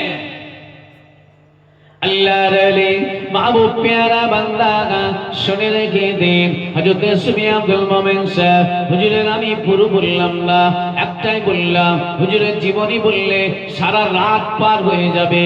আল্লাহর আলী মাহবুব প্যারা বান্দা হযরত সুফি আব্দুল মোমেন রাহমাতুল্লাহ আলাইহি। ও ভাইজানেরা, আমি যে কথা আগে বললাম, যে মাজারে যেতেন, যে কবরবাসীর কাছে গিয়ে সালাম দিতেন, সালামের জবাব নিজে কানে শুনতে পেতেন, কবরবাসীর সঙ্গে কথাবার্তা হতো, যতক্ষণ না কবরবাসীর সঙ্গে কথা না হতো হযরত সুফি আব্দুল মোমেন সেই কবর থেকে উঠে আসতেন না। আল্লাহর নবী মাহবুব প্যারা বান্দা হযরত সুফি আব্দুল মোমেন রাহমাতুল্লাহ আলাইহি যখন দাদা হুজুর কেবলার কাছে ঈমানে কলেমা পড়ে খাঁটি মুসলমান হয়ে গেলেন, দাদা হুজুরকে তখন একটাই ওসিয়াত করেছিলেন, ও বাবা সুফি আব্দুল মোমেন, তামাম পৃথিবীর জমিনে মক্কা শরীফ, মদিনা শরীফ, আজমি শরীফ, বাগদাদ শরীফ, আপনার যত বাপ জমিনে ফুরফুরা শরীফ থেকে শুরু করে তামাম পৃথিবীর জমিনটা, কাবুল, কান্দার, বাদাখশান, মুলতান, বোকারা, সুরিয়া, চীন, জাপান, আফ্রিকা, তামাম পৃথিবীর জমিনে যত বাজার আছে সমস্ত বাজারগুলো জিয়ারত করে দে বাবা সুফি আব্দুল মোমেন। তারপরে তুমি আমার কাছে ফিরবে, জোরে বলুন সুবহানাল্লাহ। তবে হেঁটে হেঁটে, কোনো গাড়ি চড়ে নয়, হেঁটে হেঁটে ঘুরতে হবে। সমস্ত মাজার জিয়ারত করে যখন দাদা হুজুর কেবলার কাছে এসে পৌঁছালেন, 22টা বছর পরে আরেকটা জীবনী দৈনিকা আছে, 17 বছর পরে দাদা হুজুর কেবলার কাছে যখন এসে পৌঁছে গেলেন, ওই দিন দাদা হুজুর কেবলা ফুরফুরা শরীফে ছিলেন না, তিনি ছিলেন কলিকাতায় টিকাটুলি মসজিদের 2 তলার উপরে ছিলেন, জোরে বলুন সুবহানাল্লাহ। ওই ঠিকানাটাও জঙ্গলের একটা আল্লাহর ওলির সঙ্গে দেখা হয়েছিল, বলে দিয়েছিলেন যেদিন ফুরফুরা শরীফে পৌঁছাবে তোমার পীর সেদিন ফুরফুরা শরীফে থাকবে না, কলিকাতার টিকাটুলি মসজিদে থাকবে। আরেকবার বলুন সুবহানাল্লাহ। ওই পাওয়ার কোথা থেকে পাওয়া যায়? বাজারে, স্কুলে, কলেজে, ইউনিভার্সিটিতে না। ওই পাওয়ার তৈরি করতে গেলে আল্লাহ ওলিদের সোহবতে বসতে হয়। তরিকা আমল তিনারা যে ওসিয়াত নসিহত করেছেন ওইগুলো একটু মেনে চলতে হবে, কষ্ট হবে। আল্লাহকে পেতে গেলে, আল্লাহ রসুলকে পেতে গেলে কিছু ক্ষয়ক্ষতি করতে হবে, কিছু নষ্ট করতে হবে, কিছু লোকসান করতে হবে, তবে আখেরাতে আপনি শান্তি পাবো। জি হ্যাঁ, শ্রী আব্দুল মোমেন সাহেব হুজুর দাদা হুজুর কেবলার কাছে এলেন। দাদা তখন বললেন, কলিকাতায় টিকাটুলি মসজিদে বাবা এতদিন পরে তো ফিরলে, কি পেলে, কি পেলে? তখন বলেছিলেন, হুজুর আমার পীরের ওসিলায়, আমার নবী পাকের কদম মোবারকের ওসিলায় যে মাজারে ঢুকেছি, যতক্ষণ না কবরবাসীর সঙ্গে আমি শ্রী আব্দুল মোমেনের সঙ্গে দেখা সাক্ষাৎ কথাবার্তা না হয়েছে, আমি শ্রী আব্দুল মোমেন ওই কবর থেকে উঠে আসি না। পীর কি ছিলেন? ফুরফুরা শরীফে নাম শুনেছেন হযরত শাহ হেদায়েতুল্লাহ রাহমাতুল্লাহ আলাইহি। তালতলাহাটের ভিতর দিয়ে যেতে হবে, পুরনো গরুহাট আছে, ওই গরুহাট টপকে যাবে, আদিবাসী ভাইদের বাড়ি আছে, একদম ওদের বাড়ির সামনে একটা পুকুর আছে, পুকুরের পাড়ে একটা মাজার আছে, হযরত শাহ হেদায়েতুল্লাহ রাহমাতুল্লাহ আলাইহি। জিনায় আল্লাহ পাক এমন দরজা দিয়েছিলেন, ফেরেশতাদের ইমামতি করতেন, জোরে বলুন, একটু জোরে বলেন। প্রত্যেক জুম্মার রাত্রে হুজুরের হুজরা ঘর থেকে একটা আলোর নূর জ্যোতি পুরো আসমান পর্যন্ত ঠেকে যেত, জোরে বলুন সুবহানাল্লাহ। ওনার জীবনী আমি পড়েছি, আমার কাছে আছে। দাদা হুজুররা পীর কোথায় শুয়ে আছেন? কলিকাতায় মানিকতলা, মুন্সিলেন মানিকতলায় শুয়ে আছেন রাসূলের নোমা সুফি ফাতাদি ওয়াইসি রাহমাতুল্লাহ আলাইহি। তিনার মুরিদ হলেন আপনার আমার পীর। যখন ফুরফুরা শরীফে গেছেন, ওই হেদায়েতুল্লাহ হুজুরের মাজার জিয়ারত করতে গেছেন, দাঁড়ালেন চোখটা বন্ধ করে, আসসালামু আলাইকুম, আসসালামু আলাইকুম, আসসালামু আলাইকুম ইয়া হালাল কবুর ইয়া আউলিয়া আল্লাহ। দুবার সালাম দিলেন, জবাব পেলেন না। তৃতীয়বার সালামে সুফি আব্দুল মুমিন সাহেব আপনার সুফি ফতালি ওয়াইসি হুজুর রহমাতুল্লাহ সালামের জব নিজে কানে শুনতে পেলেন। জোরে বলুন সুবহানাল্লাহ। তখন বললেন হুজুর, একবার সালাম দিলাম, প্রথমে জব পাইনি আপনার, দ্বিতীয়বার দিছি জব পাইনি, তৃতীয়বার দিবার পরে জব পেলাম। আল্লাহর ওলিরা কোনোদিন বলে না ভাই, যারা মানে না তাদের সঙ্গে আপনার আমার কোনো লিঙ্ক নেই। দুশ্মনীয় করার দরকার নেই, ঝগড়া করার দরকার নেই, অশান্তি করার দরকার নেই, সরে চলে আসবে, মুখ লাগাবে। আল্লাহর ওলি মাহবুব প্যারা বান্দা হযরত সুফি আব্দুল মুমিন সাহেব হুজুর এরকম ডাইরেক্ট কথাবার্তা বলতেন কবরবাসীর সঙ্গে। হযরত সুফি আব্দুল মুমিন রাহমাতুল্লাহ আলাইহি আল্লাহ পাক তিনাকে কি নিয়ামত করেছিলেন। ওই জঙ্গলে আল্লাহর ওলি জঙ্গলের ভিতর তার রাস্তা দিয়ে হাঁটতে লেগেছেন, রাস্তার জঙ্গলের পাশ দিয়ে যায়, ফেরার পথে ফুরফুরা শরীফে হেঁটে হেঁটে আসছেন, সব কাজ কমপ্লিট হয়ে গেছে, কোন জঙ্গল সেটা বলা যায়নি, লেখক খুঁজে পাইনি কোন দেশের জঙ্গল ছিল।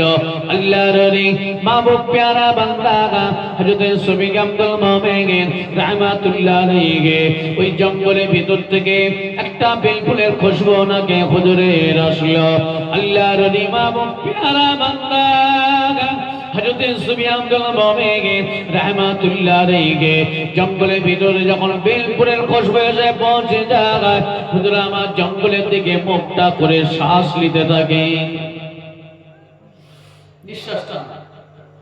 বাঁকুড়া জঙ্গলের ভিতর দিয়ে রাস্তা দিয়ে গেলে যে জঙ্গলে হাতি থাকবে সেই জঙ্গল থেকে রাস্তা দিয়ে গেলে হাতির গন্ধ পাওয়া যাবে, কথা ঠিক না বেঠিক? বাঁকুড়ার জঙ্গল, জয়পুর জঙ্গল, ছাতনার জঙ্গল, ছাগলিয়ার জঙ্গল, এলোড়ার জঙ্গল, নাগাসুলির জঙ্গল, কলা বাগানের জঙ্গল, লাউ বাগানের জঙ্গল, কলেজুরির জঙ্গল, ভালুকার জঙ্গল, মোড়া, ঢলডেঙ্গা, সিমলাপাল, পর চলে যাবে একদম কোনটা থেকে এলোড়া খাতড়া পর্যন্ত। জঙ্গলের ভিতর দিয়ে যখন যাওয়া হয়, জঙ্গলে হাতে থাকলে খ্রিস্টানি গন্ধ আসে। সুফি আব্দুল মুমিন সাহেব ওই জঙ্গলের ভিতর থেকে বেলফুলের খুশবু হচ্ছে। কোথায় খুশবু? জঙ্গল ভিতরে আল্লাহর ওলি আছে, এখানে দাঁড়িয়ে গেলেন, জঙ্গলের ভিতরে ঢুকলেন, জঙ্গলের ভিতরে ঢুকে হাঁটতেইছেন, খুশবু যত ভিতরে যায় তত খুশবু বরবর করে বেঁচে আছে। কিন্তু ওই জায়গায় পৌঁছাতে 17 দিন সময় লেগেছিল। জোরে বলুন সুবহানাল্লাহ। একদিন দুদিন না, কি নাক তৈরি করেছিলেন দাদা হুজুর কেবলার কাছে বসে। 17 দিনের পর সেইখান থেকে নাকে বেলফুলের খুশবু হুজুরামা জঙ্গলের ভিতরে ঢুকে হাঁটতে লাগলেন। 17 দিনের মাথায় গিয়ে পৌঁছালেন যেখানে খুশবু জাহির হচ্ছে, দিয়ে দেখলেন একটা মোটা অর্জুন গাছ, বিশাল গাছের নিচে একটা রোগা দুগলা ছিপছিপে মানুষ দাঁড়িয়ে, জোহরের ওয়াক্ত হয়ে গেছে, জোহরের নামাজ আদায় করছে। জোরে বলুন, আর একটু জোরে বলেন। দেখেছেন হিরে যেখানে থাকবে, চুম্বক যেখানে থাকবে, লোহা ঠিক আকর্ষণ করে নেবে, ম্যাগনেট চুম্বক লোহাকে টেনে নেবে। সুফি আব্দুল মুমিন রাহমাতুল্লাহ আলাইহি ওই জঙ্গলে 17 দিন হেঁটে গেলেন, খোদার জ্বালা যন্ত্রণায় পেট ছিঁড়ে যাচ্ছে। জোহরের টাইম, তিনি নামাজ পড়ছেন। হুজুরামা সালাম ফিরে পিছন দিকে বললেন, সুফি আব্দুল মুমিন বসো। এবারে বলুন তো, উনি জঙ্গলের আল্লাহর ওলি জানলেন কি করে সুফি আব্দুল মুমিন সাহেবের নামটা? কানেকশন দেখেছেন? টাওয়ার দেখেছেন? এমন টাওয়ার, এখান থেকে ফোন মারছেন মক্কা শরীফে কথা হচ্ছে, এখান থেকে ফোন মারছেন মদিনা শরীফে কথা হচ্ছে, এখান থেকে ফোন মারছেন ফুরফুরা শরীফে কথা হচ্ছে, এখান থেকে ফোন মারছেন আজমির শরীফের সঙ্গে কথা হচ্ছে, এখান থেকে ফোন মারছেন বাগদাদে কথা হচ্ছে। এই টাওয়ার যদি বৈজ্ঞানিক ব্যাগ করতে পারে, আর আমার আল্লাহর ওলিদের টাওয়ার খোদাই পাওয়ার দেওয়া, আল্লাহকে রাজি করা, এই টাওয়ার আমার আল্লাহ পাকই দিয়ে থাকেন। জোরে বলুন সুবহানাল্লাহ। বিনা টাওয়ারে যদি ফোনে কথা হয়, আর আল্লাহর ওলিদের পাওয়ার টাওয়ারে আমার আল্লাহ দেওয়া টাওয়ার সারা পৃথিবী থেকে কথা হয়। আল্লাহর ওলি মাহবুব প্যারা বান্দা সুফি আব্দুল মুমিন সাহেব হুজুর তিনি বসে রইলেন। জোহরে নামাজ আদায় হলো, জোহর গেল, আসর গেল, মাগরিব গেল, ইশার গেল, ইশারের নামাজ হয়ে গেল। জেগে আজকাল মুরাকাবা মুশাহিদা করে নিয়ে হুজুর আমার এবারে ঘুরে বসলেন। আসসালামু আলাইকুম। ওয়া আলাইকুম আসসালাম। মুসাফা হলো। সুবি আব্দুল মুমিন সাহেব পায়ে কদম বসি করলেন।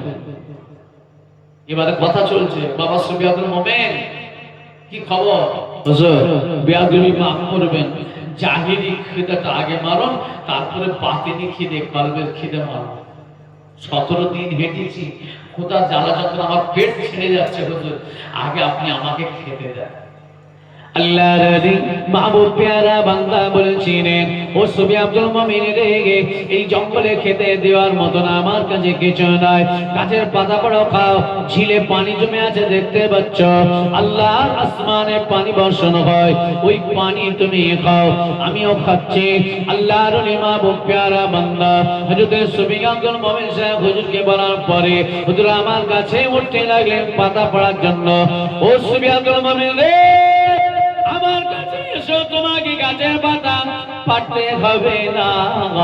যে জঙ্গলে বসে বসে 17 বছর আল্লাহকে রাজি করলেন, যে গাছ জিকির আজকার মুরাকাবা মুশাহিদা তাসবিহ তিলাওয়াত যা কিছু আদায় করেছেন, 17 বছর অর্জন করেছেন, একটা মুসাল্লার উপরে গাছের লতা বন দিয়ে সিংড়ে একটা মুসাল্লা বানিয়েছিলেন, 17 বছর ইবাদত করছেন। আল্লাহর নবী বললেন, সুবি আব্দুল মুমিন, গাছের পাতা তোমাকে খেতে হবে না, কাছে এইদিকে এসো, আমার কাছে এসো। ওই মুসাল্লাটা একবার এইভাবে মুসাল্লার ঘন্টা একবার উল্টা লেগে তলা থেকে 3টে গরম রুটি, হাতে বেলা রুটি এই মুসাল্লার তলা থেকে বের করলেন। জোরে বলুন সুবহানাল্লাহ।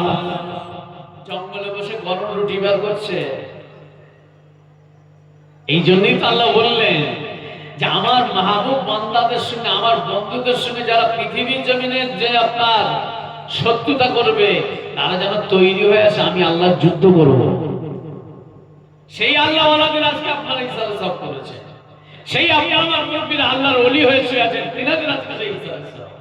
কত বড় আপনার আমার নসিব, তিনাদের রূহানি দোয়া, জিসমানি দোয়া আল্লাহ পাক আমাদের সকলের নসিব করেন। জোরে বলুন আমিন।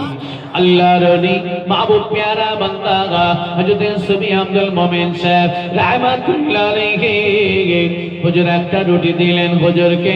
জঙ্গলে আল্লাহর ওলি তিনি একটা নিলেন, আর একটা অবশিষ্ট রেখে দিলেন। এলাও সুবি আব্দুল মুমিন খাও। একটা রুটি হুজুরকে দিলেন,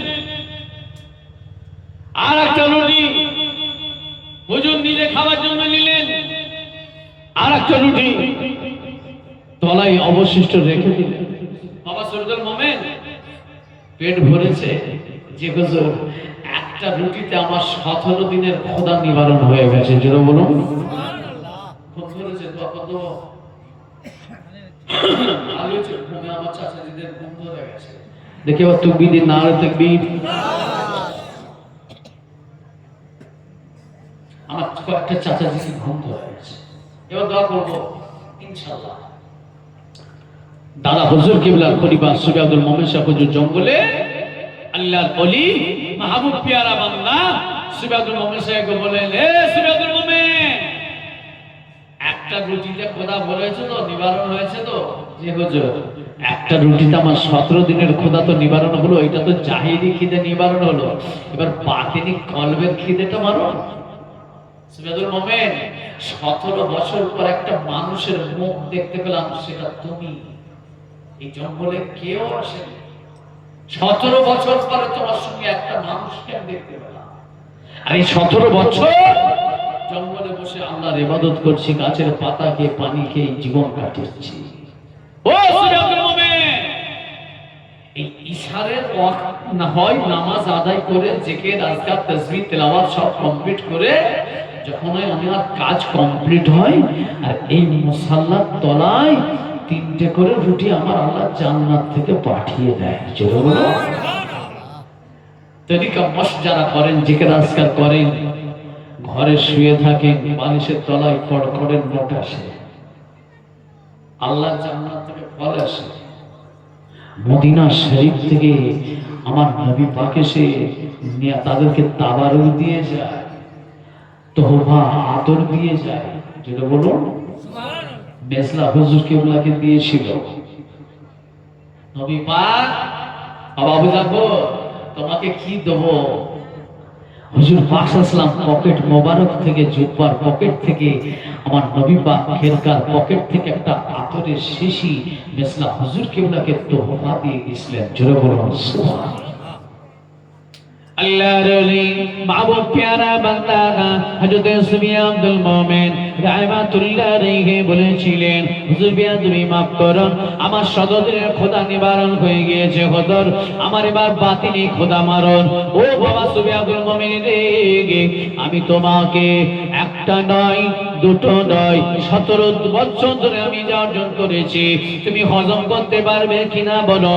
আল্লাহর ওলি সুফিয়ান আব্দুল মুমিন বলেছেন, আমার পীরের দোয়ায়, আমার পীরের ওসিলায় মক্কা শরীফ, মদিনা শরীফ, আজমির শরীফ, বাগদাদ শরীফ, কাবুল, কান্দার, বাদাখশান, মুলতান, বুখারা, রুইয়া, সিরিয়া, আফ্রিকা, চীন, জাপান, तमाम পৃথিবীর জমিনে যত মাজার আছে সমস্ত মাজার জিয়ারত করে, নবী থেকে শুরু করে, রাসূল থেকে শুরু করে, পয়গম্বর থেকে শুরু করে, সাহাবা থেকে শুরু করে, তাবিঈন থেকে শুরু করে, তাবিঈন থেকে শুরু করে, আমি মুস্তাকিরিন থেকে শুরু করে, মুফাক্কিরিন থেকে শুরু করে, মুসান্নিফিন থেকে শুরু করে, ওলি গৌস কুতুব আফদাল আরবিল্লাহ নায়েবে নবী নায়েবে রাসূল হানাফিল্লাহ হানাফি শেখ সকলের মাজার জিয়ারত করে করে কমপ্লিট করে ফেলেছি।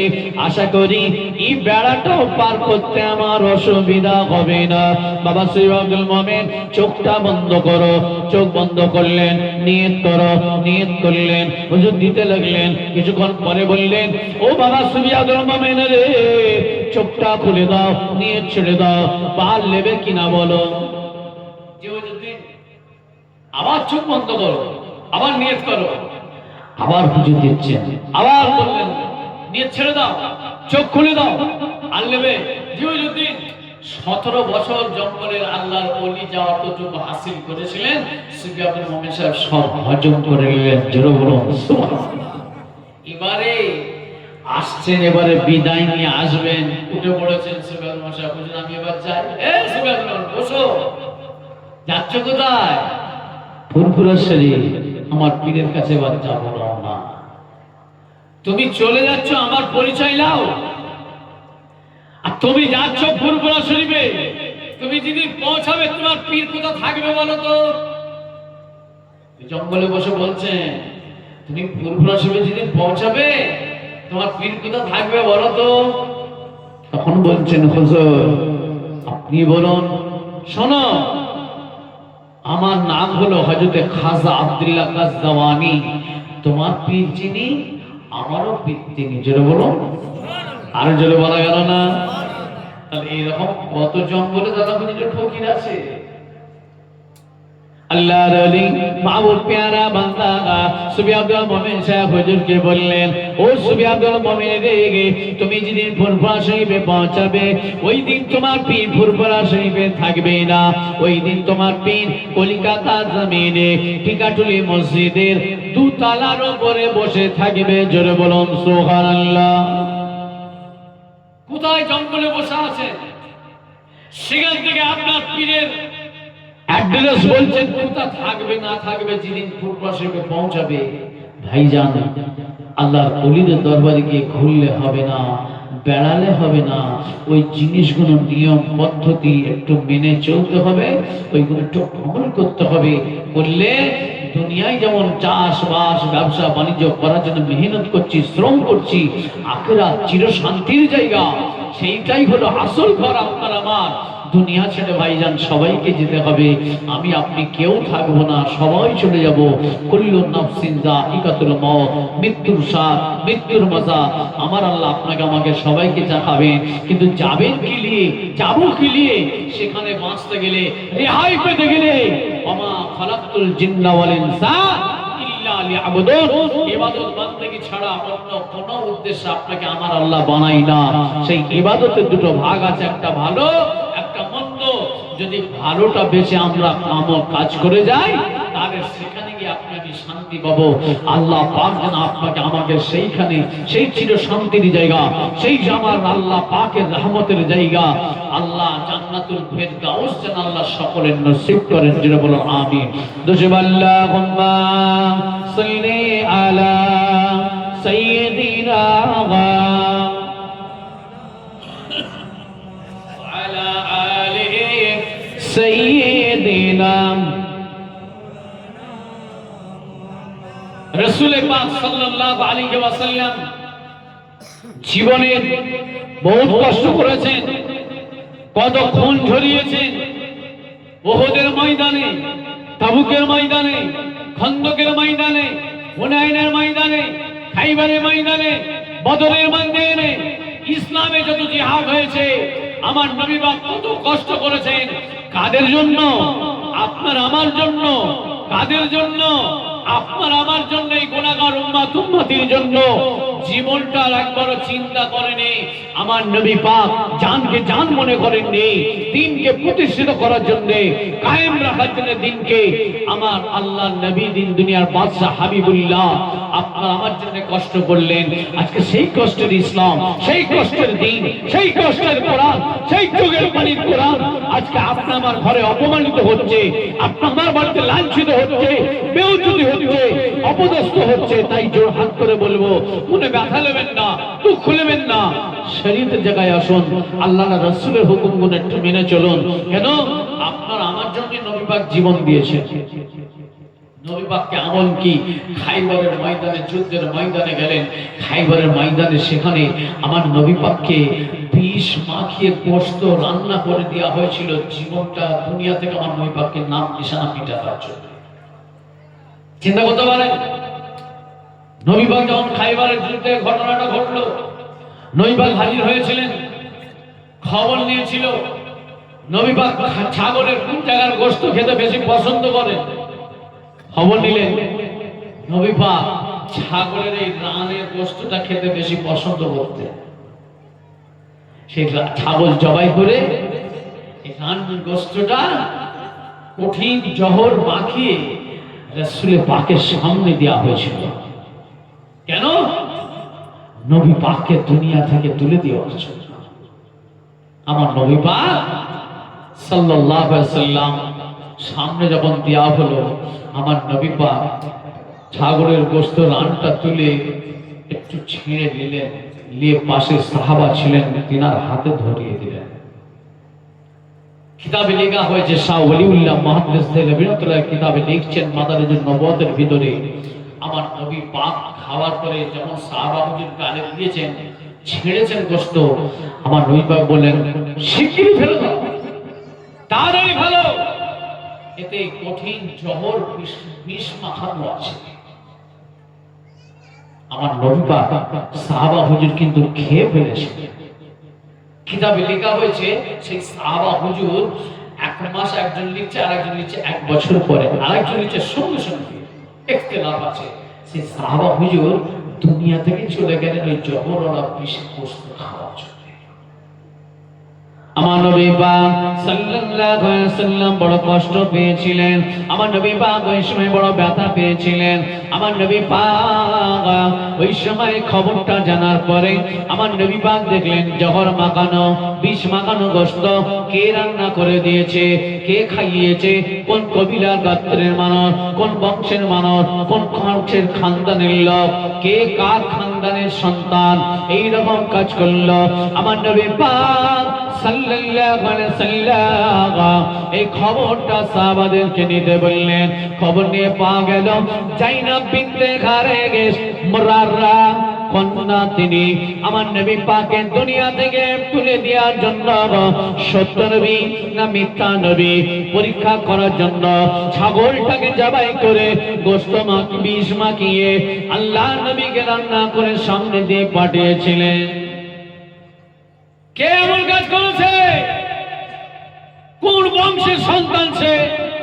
কোন বংশের বাচ্চা? কোন কবিরা গোত্রের সন্তান? আমি রাসূলুল্লাহর কাছে তাকে নিয়েছি। খবর নাও, কেন এরকম কাজ করলো? এত কঠিন অন্যায় কাজ করলো কেন? খবর দেওয়া হলো জাইনাব বিনতে হারেস মুরাররাহ কন্যা।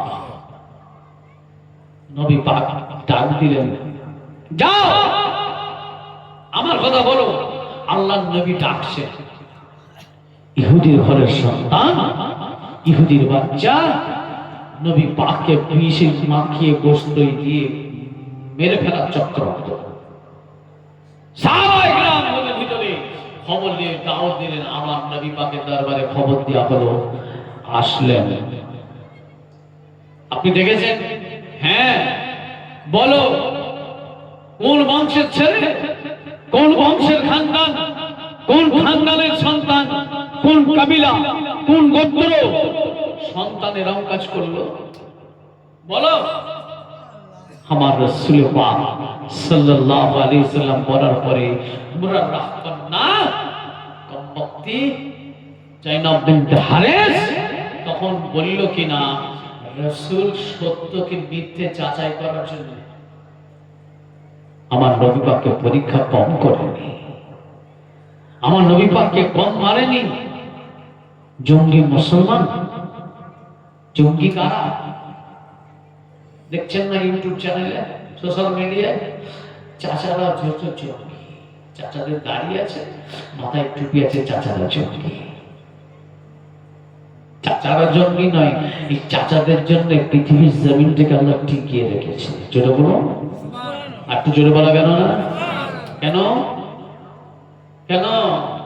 হাদিস শরীফে বলা আছে, একজন আল্লাহ বান্নেওয়ালা যদি তামাম পৃথিবীর জমিনের ভিতরে একজন যদি থাকে আল্লাহ বান্নেওয়ালা, এই দুনিয়াটাকে আমার আল্লাহ ধ্বংস করবে না। জোরে বলুন সুবহানাল্লাহ। চাচাদের জন্য পৃথিবীটা দুনিয়াকে আল্লাহ বেঁচে রেখেছে। বেঁচে আছো, আমাদের দয়ায় বেঁচে আছো, আল্লাহ দয়ায় রহমতে বেঁচে আছো।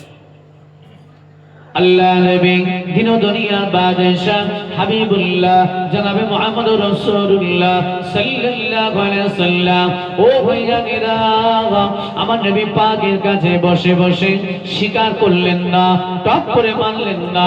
আমার নবী পাকে মিথ্যা কথা বললেন, বাপের কথা বললেন না, বাপের পরিচয় দিলেন না। আমার নবী পাক ধরে ফেললেন, এই মুরাররাহর সন্তান কন্যা, তুমি আমি রাসূলুল্লাহর কাছে তোমার বাপের কথা গোপন রেখেছো। তুমি তো মুরাররাহর কন্যা, আমি রাসূল যা জানি তুমি সেটা জানো না। আমি নবী যা জানি তুমি সেটা জানো না। বিষ মাখানো গোশত খাওয়ালে তুমি কি আমায় বলেছিলে? আল্লাহ পাক আমাকে জানিয়ে দিয়েছে, তাই আমি ছিঁড়ে গালে নিয়ে ফেলে দিয়েছি।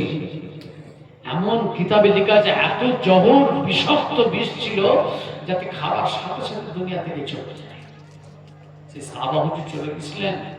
আমার নবী পাক দুনিয়া থেকে যাওয়ার সময় আম্মা জান আয়েশাকে বলেছিলেন, আয়েশা, আমি কিন্তু সেই যন্ত্রণা এখনো পর্যন্ত অনুভব করছি। খাইবারের ময়দানে যে ছাগলের গোশতে বিষ মাখিয়ে খাওয়ানো হয়েছিল, এত কঠিন জহর ছিল।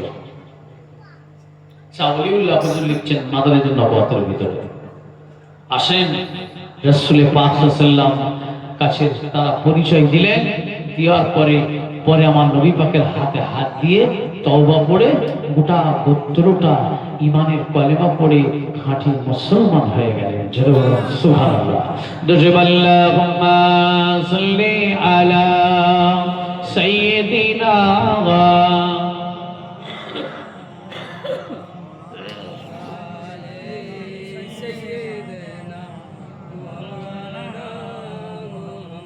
ভাইজান। সংক্ষেপ,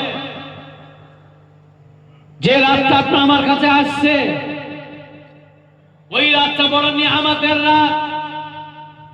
যে রাতটা সামনে বৃহস্পতিবার দিনগত রাত আসছে, কাল বাদ পরশু দিন, কম বেশি সকলেই জানি ইবাদতের রাত, ভাগ্য নির্ধারিত রাত। সবে মানে রাত্রি, বারাত মানে ভাগ্য নির্ধারিত রাত। শাবান মাসে 14 তারিখ দিন গত রাত, 15 তারিখের রাতটা বড় নিয়ামত। আপনার নসিব। এবারে দিনটা পড়েছে শুক্রবার দিন, আর রাতটা পড়েছে জুম্মার রাত। জোরে বলুন আলহামদুলিল্লাহ। আমার জন্য বিরাট বড় নসিব। এমনি জুম্মার রাতটা আল্লাহ অনেক নিয়ামত করেছেন, আবার এই জুম্মার রাতে আপনার বড় ইবাদতের নিয়ামতের রাতটা আল্লাহ পৌঁছে দিয়েছেন আপনার আমার কাছে। অনেকে দেখবেন 5 ওয়াক্ত নামাজ পড়ে না, কিন্তু ওই রাতে আমার অনেক যুবক ভাই দেখবেন মসজিদে গিয়ে নামাজ আদায় করে। কথা ঠিক না ঠিক? আল্লাহ সগর, আল্লাহ সগর আপনারা মানে। তবে আমি ওই যুবক ভাইদেরকে বলবো, ঢুকবে যখন ছেড়ুনি ভাই। জানি না আজ আছি কাল নেই, জানি না এখনই হয়তো মওত হয়ে যেতে পারে। আল্লাহ নবী বলছেন তোমরা চলাফেরা করো, সব করো, কিন্তু মাথায় রেখো যে কোনো মুহূর্তে তৈরি থাকো, যে কোনো মুহূর্তে আজরাইল সালাম এসে হাজির হয়ে যেতে পারে, যে কোনো মুহূর্তে। আমার নবী পাক সাল্লাল্লাহু আলাইহি সাল্লাম বললেন এই সবে বেরাতের রাতকে আল্লাহ এত বড় দরজা দিয়েছেন, এত বড় নসিব করেছেন আপনার আমার জন্য। আমার নবী পাক বললেন যে সবে বেরাতের রাতে ইবাদত বندگی নফল ইবাদত তাসবিহ তিলাওয়াত জিকির আজকার মুরাকাবা মুশাহিদা করে কোরআন তিলাওয়াত করে রাতটাকে কাটিয়ে দিল, ইবাদতের ভিতরে থেকে জাগ্রত অবস্থায় সেই লাইলাতুল কদরের রাতকে সে জিন্দা করে দিল। জোরে বলুন সুবহানাল্লাহ। কেন? রমজান শরীফ মাসের লাইলাতুল কদরের রাত আল্লাহ 1000 মাসের থেকেও উত্তম করেছেন। জোরে বলুন সুবহানাল্লাহ। তো সেই সবে বেরাতের রাত আসছে সামনে ভাইজান, বড় নিয়ামত আছে। ওই দিনই আল্লাহর মালায়েকা ফেরেশতাকে পর্যন্ত পৃথিবী জমিনে আল্লাহ নাজিল করে দেন। জোরে বলুন সুবহানাল্লাহ। এমনকি জিবরিল আমিনকে পর্যন্ত আমার আল্লাহ পৃথিবী জমিনে ওই দিন নাজিল করে দেয়। জোরে বলুন সুবহানাল্লাহ। যারা ফেরেশতাদের দেখেছিলেন, দাদা হুজুরের একটা খলিফা, দিনের 8 চালায় ওয়াজ হচ্ছে 21, 22, 23 ফাল্গুন, আর দাদা হুজুরের একটা খলিফা মসজিদে দাঁড়িয়ে দাঁড়িয়ে আর এক খলিফার হুজুরের ওয়াজ শুনছেন। ওয়াজ শুনতে শুনতে খলিফা হুজুর মুখ থেকে স্লিপ হয়ে বেরিয়ে গেছিল। তিনারা তো একটা আল্লাহর ওলি ছিলেন, স্লিপ হয়ে গেছিল, বলে ফেলেছিলেন পানির বদলে জল বলে ফেলেছিলেন। সঙ্গে সঙ্গে সেই খলিফা হুজুর যিনি দাঁড়িয়ে ওয়াজ শুনছিলেন, ওই টিনের 8 চালায় গিয়ে ওনার মেম্বার থেকে সেই খলিফা হুজুরের হাত ধরে ওয়াজ করা অবস্থায় হাত ধরে নেবে দিয়েছিলেন। নামেন খলিফা হুজুর তো ঝরঝর করে কাঁদছেন, এত মানুষের সামনে, মুরিদের সামনে আমাকে অপমান, কি এমন আমার ভুল হয়ে গেল, কি এমন আমার অপরাধ হলো? দাদা হুজুরকে কাছে খবর গেল, দাদা হুজুর কেউ তাড়াতাড়ি বাইরে এলেন। হই হই ব্যাপার, মানুষ সব দাঁড়িয়ে গেছে, হই হই চলছে, কি ব্যাপার? তখন দাদা গেলে বলেন বাবা এটা বেয়াদবি করার জায়গা নয়, সবাই বসেন, বেয়াদবি করবেন না, দোয়ার মাহফিল এটা, বেহেশতের বাগানে বেয়াদবি করতে নেই, সবাই বসেন। আপনি তার হয়ে গেল, কি হয়েছে? তখন দেখেন খলিফা হুজুর নাম বলছি না, তিনি হাউ হাউ করে কাঁদছেন। কেন? অমক খলিফা হুজুর ইনাকে নাপিয়ে দিয়েছেন। কি কারণ? যিনি কাঁদছেন দাদাগুলা হাতটা ধরে মেম্বারে উঠে দাঁড়ালেন, যিনি নাপিয়েছেন তিনারও হাতটা ধরে মেম্বারে তুললেন। কি হয়েছে বাবা? আপনি নাকি নাপিয়ে দিয়েছেন? যে হুজুর। কেন বাবা? হুজুর বেয়াদবি মাফ করুন, উনি যখন ওয়াজ করছিলেন আমি দাঁড়িয়ে দাঁড়িয়ে মসজিদের কিনারায় শুনতে লেগেছিলাম। হুজুর বেয়াদবি মাফ করুন, উনি যেই জায়গা ওয়াজ করতে করতে পানির বদলে জল ব্যবহার করে ফেললেন, আমি দাঁড়িয়ে দাঁড়িয়ে দেখছিলাম। আল্লাহ পাক আমাকে দেখিয়েছিলেন 7 তবক আসমান থেকে আল্লাহর মালায়েকা ফেরেশতারা এই টিনের 8 চালা নিচে গিয়ে মাথার উপরে নূরের ডানা মেলে ছাওয়া করে রেখেছিল। যখন পানির বদলে জল ব্যবহার করে ফেলল, ফেরেশতারা ডানা গুটিয়ে নিয়ে 7 তবক আসমানে চলে যায়। আমি তাই মিম্বার থেকে ওনার হাতটা ধরে নামিয়ে দিয়েছি। জোরে বলুন সুবহানাল্লাহ। কিছু আল্লাহর মালায়েকা ফেরেশতাদের দেখেছিলেন ডাইরেক্ট ওই টিনের 8 চালার নিচে।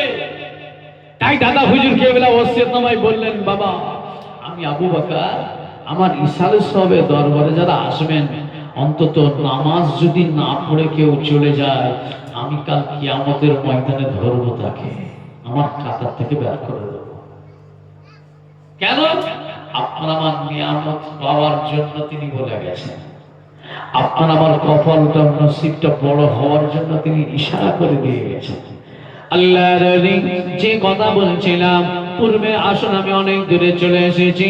আল্লাহ নবী দিন দুনিয়ার বাদশা হাবিবুল্লাহ জনাবে মুহাম্মদ রাসূলুল্লাহ সাল্লাল্লাহু আলাইহি সাল্লামের পাওয়ান যারা ছিলেন, আশিকে রাসূল যারা ছিল, ফানাফিল্লাহ যারা ছিল, ফানাফে শেখ যারা ছিল, আল্লাহর মাহবুব পেয়ারা বান্দা, অনেকের কথা বললাম, আপনার পীরের কথা একটা বলি।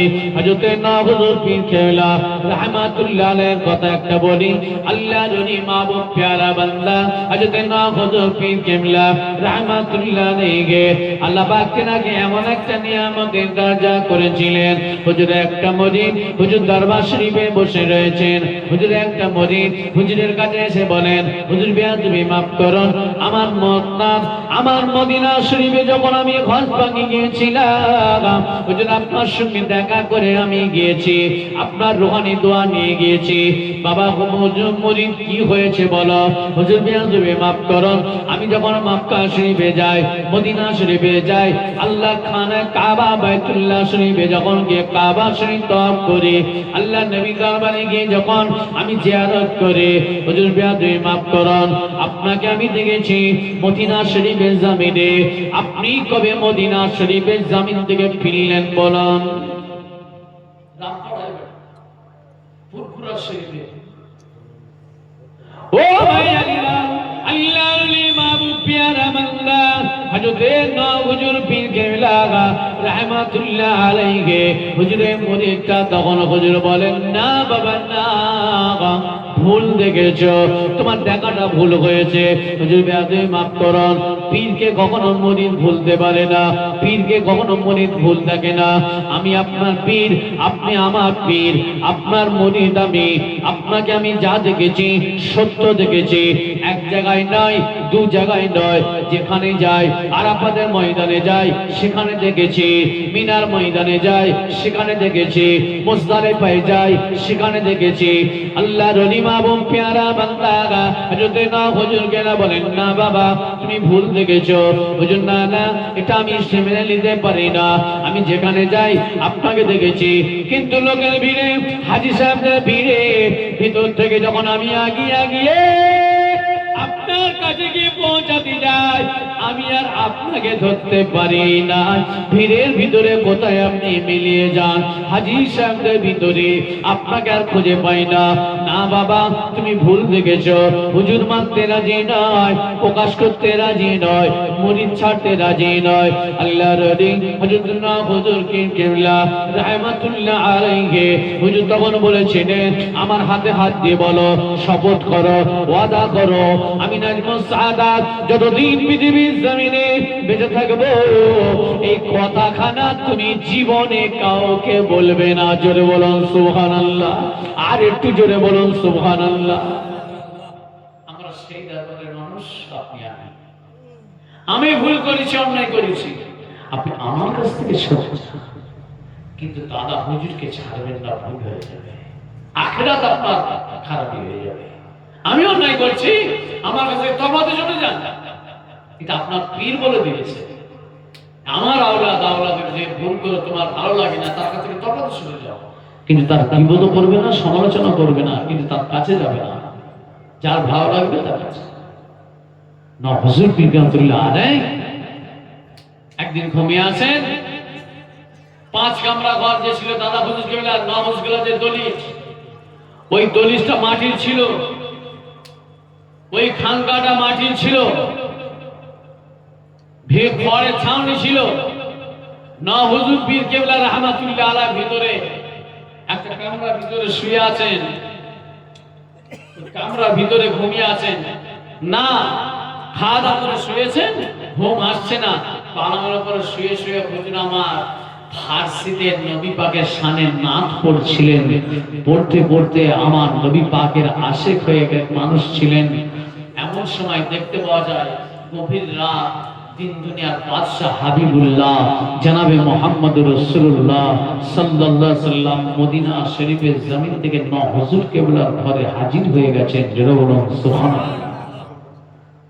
আল্লাহ নবী যখন হাজির হয়েছেন, দাদা হুজুরের ঘর থেকে দাদা হুজুর উঠে চলে এসেছে। টার্গেট আগে বলেছি, টাওয়ার তৈরি করেছিলেন তিনারা। না হুজুর কেবলার ঘরে দাদা হুজুর, আল্লাহ নবী হাজির।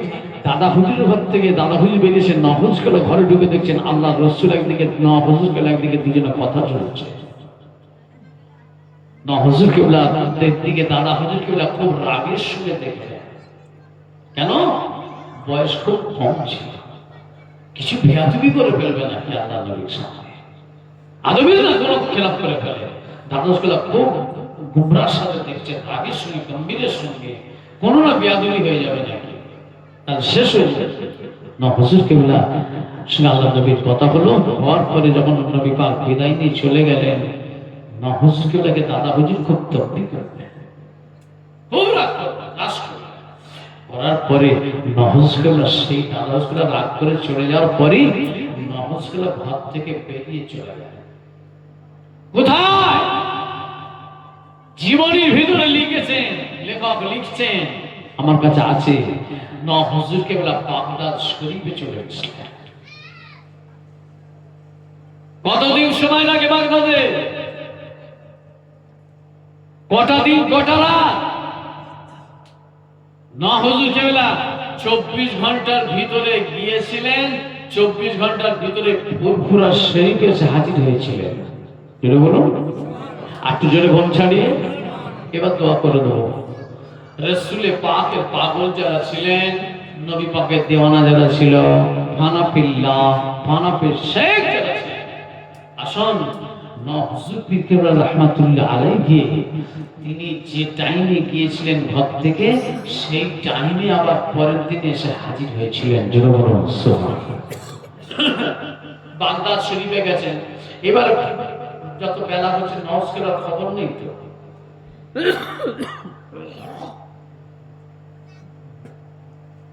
দাদা হুজুর চলে বললেন, সাহেব জানে কোথায়? সবার কাছে খোঁজ নেন, হুজুরকে দাদা খোঁজ পাচ্ছে। খুঁজতে খুঁজতে চতুর্দিকে খবর হলো হুজুরকে হারিয়ে গেছে, নেই, এই মহল্লার মধ্যে নেই। কোথায় গেল? দাদা হুজুর কেবলা খলিফাদের বললেন, সুফি আব্দুল মাহমুদ সাহেব হুজুর আপনার পিয়ানটাকা জমিনে শুয়ে আছে। সুফি সাহেব হুজুরকে বললেন, একবার দেখেন তো, একটু দেখেন তো মোরাকাবা হালত আমার কোচিং কি আলো, কোথায় গেল সে? দাদা হুজুর কেবলা হুজুরাই ঢুকে মুসাল্লার উপরে বসে চোখটা বন্ধ করে হুজুর আমার রুহানি ফায়েজ দিলেন, রুহানি তাওয়াজ্জু করলেন। দিন দুনিয়ার বাদশাহ হাবিবুল্লাহ হুজুরের দরবারে আল্লাহর রাসূলের সঙ্গে দাদা হুজুরের সঙ্গে মোলাকাত হচ্ছে, কথা চলছে। জোরে বলুন সুবহানাল্লাহ। হুজুর কেবলা দাদা হুজুর কেবলাকে নবী পাক বলছেন, আবু বকর তুমি নাজমুস সাআদাতকে রাগ করলে কেন? আগে বলো, তুমি নাজমুস সাআদাতকে রাগ করলে কেন? ভাইজান আমি শোনা কথা আপনাদের একটা এখনো বলিনি, আমি জীবনীতে কিতাবে পড়েছি, আপনার বলছি আমার জীবনে আমার কাছে আছে। না হুজুর কেবলা দাদা হুজুর কেবলাকে আল্লাহ নবী বলছেন, আবু বকর তুমি কেন রাগ করতে? আগে বলো। সে তো আমার উপরে নাচ পড়ছিল, সে তো আমার উপরে শুয়ে শুয়ে ঘুম আসে না, ফাঁসিতে নাচ পড়ছে। আমাকে খুব মজা লেগেছে, আমাকে খুব স্বাদ লেগেছে। তোমার নাজমুস সাআদাতের মুখে জাবানে নাচটা আমি তাই রাসূলুল্লাহ থাকতে পারিনি, তার কাছে কি হাজির হয়ে গেছি। যেটা বলুন সুবহানাল্লাহ। তো সে কি ভুল করেছে তুমি তাকে রাগ করলে? বেয়াদবি মাফ করুন, তার বয়সটা হলো অল্প, যদি কোনো বেয়াদবি হয়ে যেত সে ধ্বংস হয়ে যাবে, এই কারণে হুজুর আমি তাকে রাগ করেছি। ও বাবা আবু বকর শুনে রেখে দাও, নাজমুস সাআদাতকে কোনোদিন রাগ করবেন না, কোনো ব্যথা দেবেন না, গুসা করবেন না। আমি রাসূলুল্লাহকে কথা দেন বাবা আবু বকর তুমি যতদিন জীবিত থাকবে আমার নাজমুস সাআদাতকে কোনোদিন তুমি রাগ করবে না। আমাকে কথা দাও, আমার হাতে হাত দিয়ে ওয়াদা করো, আল্লাহ নবীর সঙ্গে কথা বলো, হুজুর বিয়ান তুমি মাফ করো, আমার ভুল হয়ে গেছে, আমার অন্যায় হয়ে গেছে, হুজুর বিয়ান তুমি মাফ করো, আমার নেজমুল সাদাত এখন কোথায়, তাকে আমি পাচ্ছি না। ও বাবা আবু বকর, তোমার নেজমুল সাদাত এখন বাগদাদের জমিনে পিরানে পীর দস্তগীর গৌসুল আজম মাহবুবে সুবহানী কুতুবে রব্বানী গৌসে সামদানী হযরত পীর আব্দুল কাদের জিলানী মাজারের সম্মুখে মনটা খারাপ করে বসে আছে। জোরে বলুন সুবহানাল্লাহ। যাও ওখানে ওলিদের বাদশা যিনি তার দরবার আছে। হুজুর বিয়াদবি মাফ করবেন, আমার ভুল হয়েছে। সবক ছেড়ে দিলেন, কাদিরিয়াত তরিকা মশক করতে বসে গেলেন। হুজুর আওয়াজ দিলেন, হুজুরের পিরানে পীর দস্তগীর গৌসুল আজম বড় বিশ্বা হুজুরের সঙ্গে এবার দেখা হলো, কথা চলছে। হুজুর নাজমুল সাদাত আপনার কাছে আছে? হ্যাঁ। তুমি রাগ করেছো কেন? গুসা করলে কেন? খবরদার নাজমুল সাদাতকে কোনোদিন রাগ করবে না, যতদিন হায়াতে থাকবে, যতদিন বেঁচে থাকবে।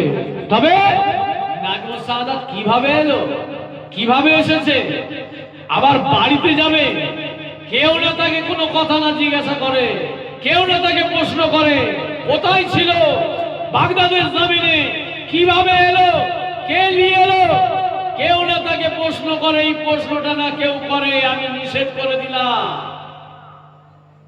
হুজুর পাঠাবার একটু ব্যবস্থা করেন, একটু ব্যবস্থা করে দেন।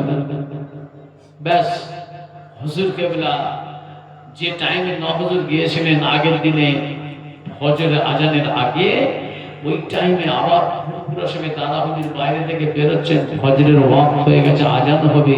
দাদা হুজুর বাড়ি থেকে বেরিয়ে দেখছেন নহজগুলা বাইরে, পরস্পর যে খানকার সামনে নহজগুলা দলিল, ওই বাইরে তখন নহজগুলা পায়চারি করতে লেগেছে। যেটা বলো সুবহানাল্লাহ। দাওয়াত দেখেছেন তো নেটওয়ার্ক, এটা হলো আল্লাহর ওলিদের নেটওয়ার্ক। আপনারা সেই বাগানের মানুষ, আমাদের তো নেটওয়ার্ক তৈরি করতে হবে। আল্লাহ পাক আমাদের সকলকে হেফাজত করেন, ঈমান আমাল সহি সালামতের সঙ্গে আল্লাহ বাঁচিয়ে রাখেন। আল্লাহ পাক মরণ যখন দেবেন, আল্লাহ যেন ঈমানের সঙ্গে কলেমা পড়তে পড়তে আল্লাহ যেন আমাদের সকলের মওত নসিব করেন। যেন বলুন আমিন। মুখতাসার করলাম, আসেন সকলে মিলে একটু দাঁড়িয়ে আমার নবী পাকের দরবারে সালাম পড়ি। ইয়া নবী সালাম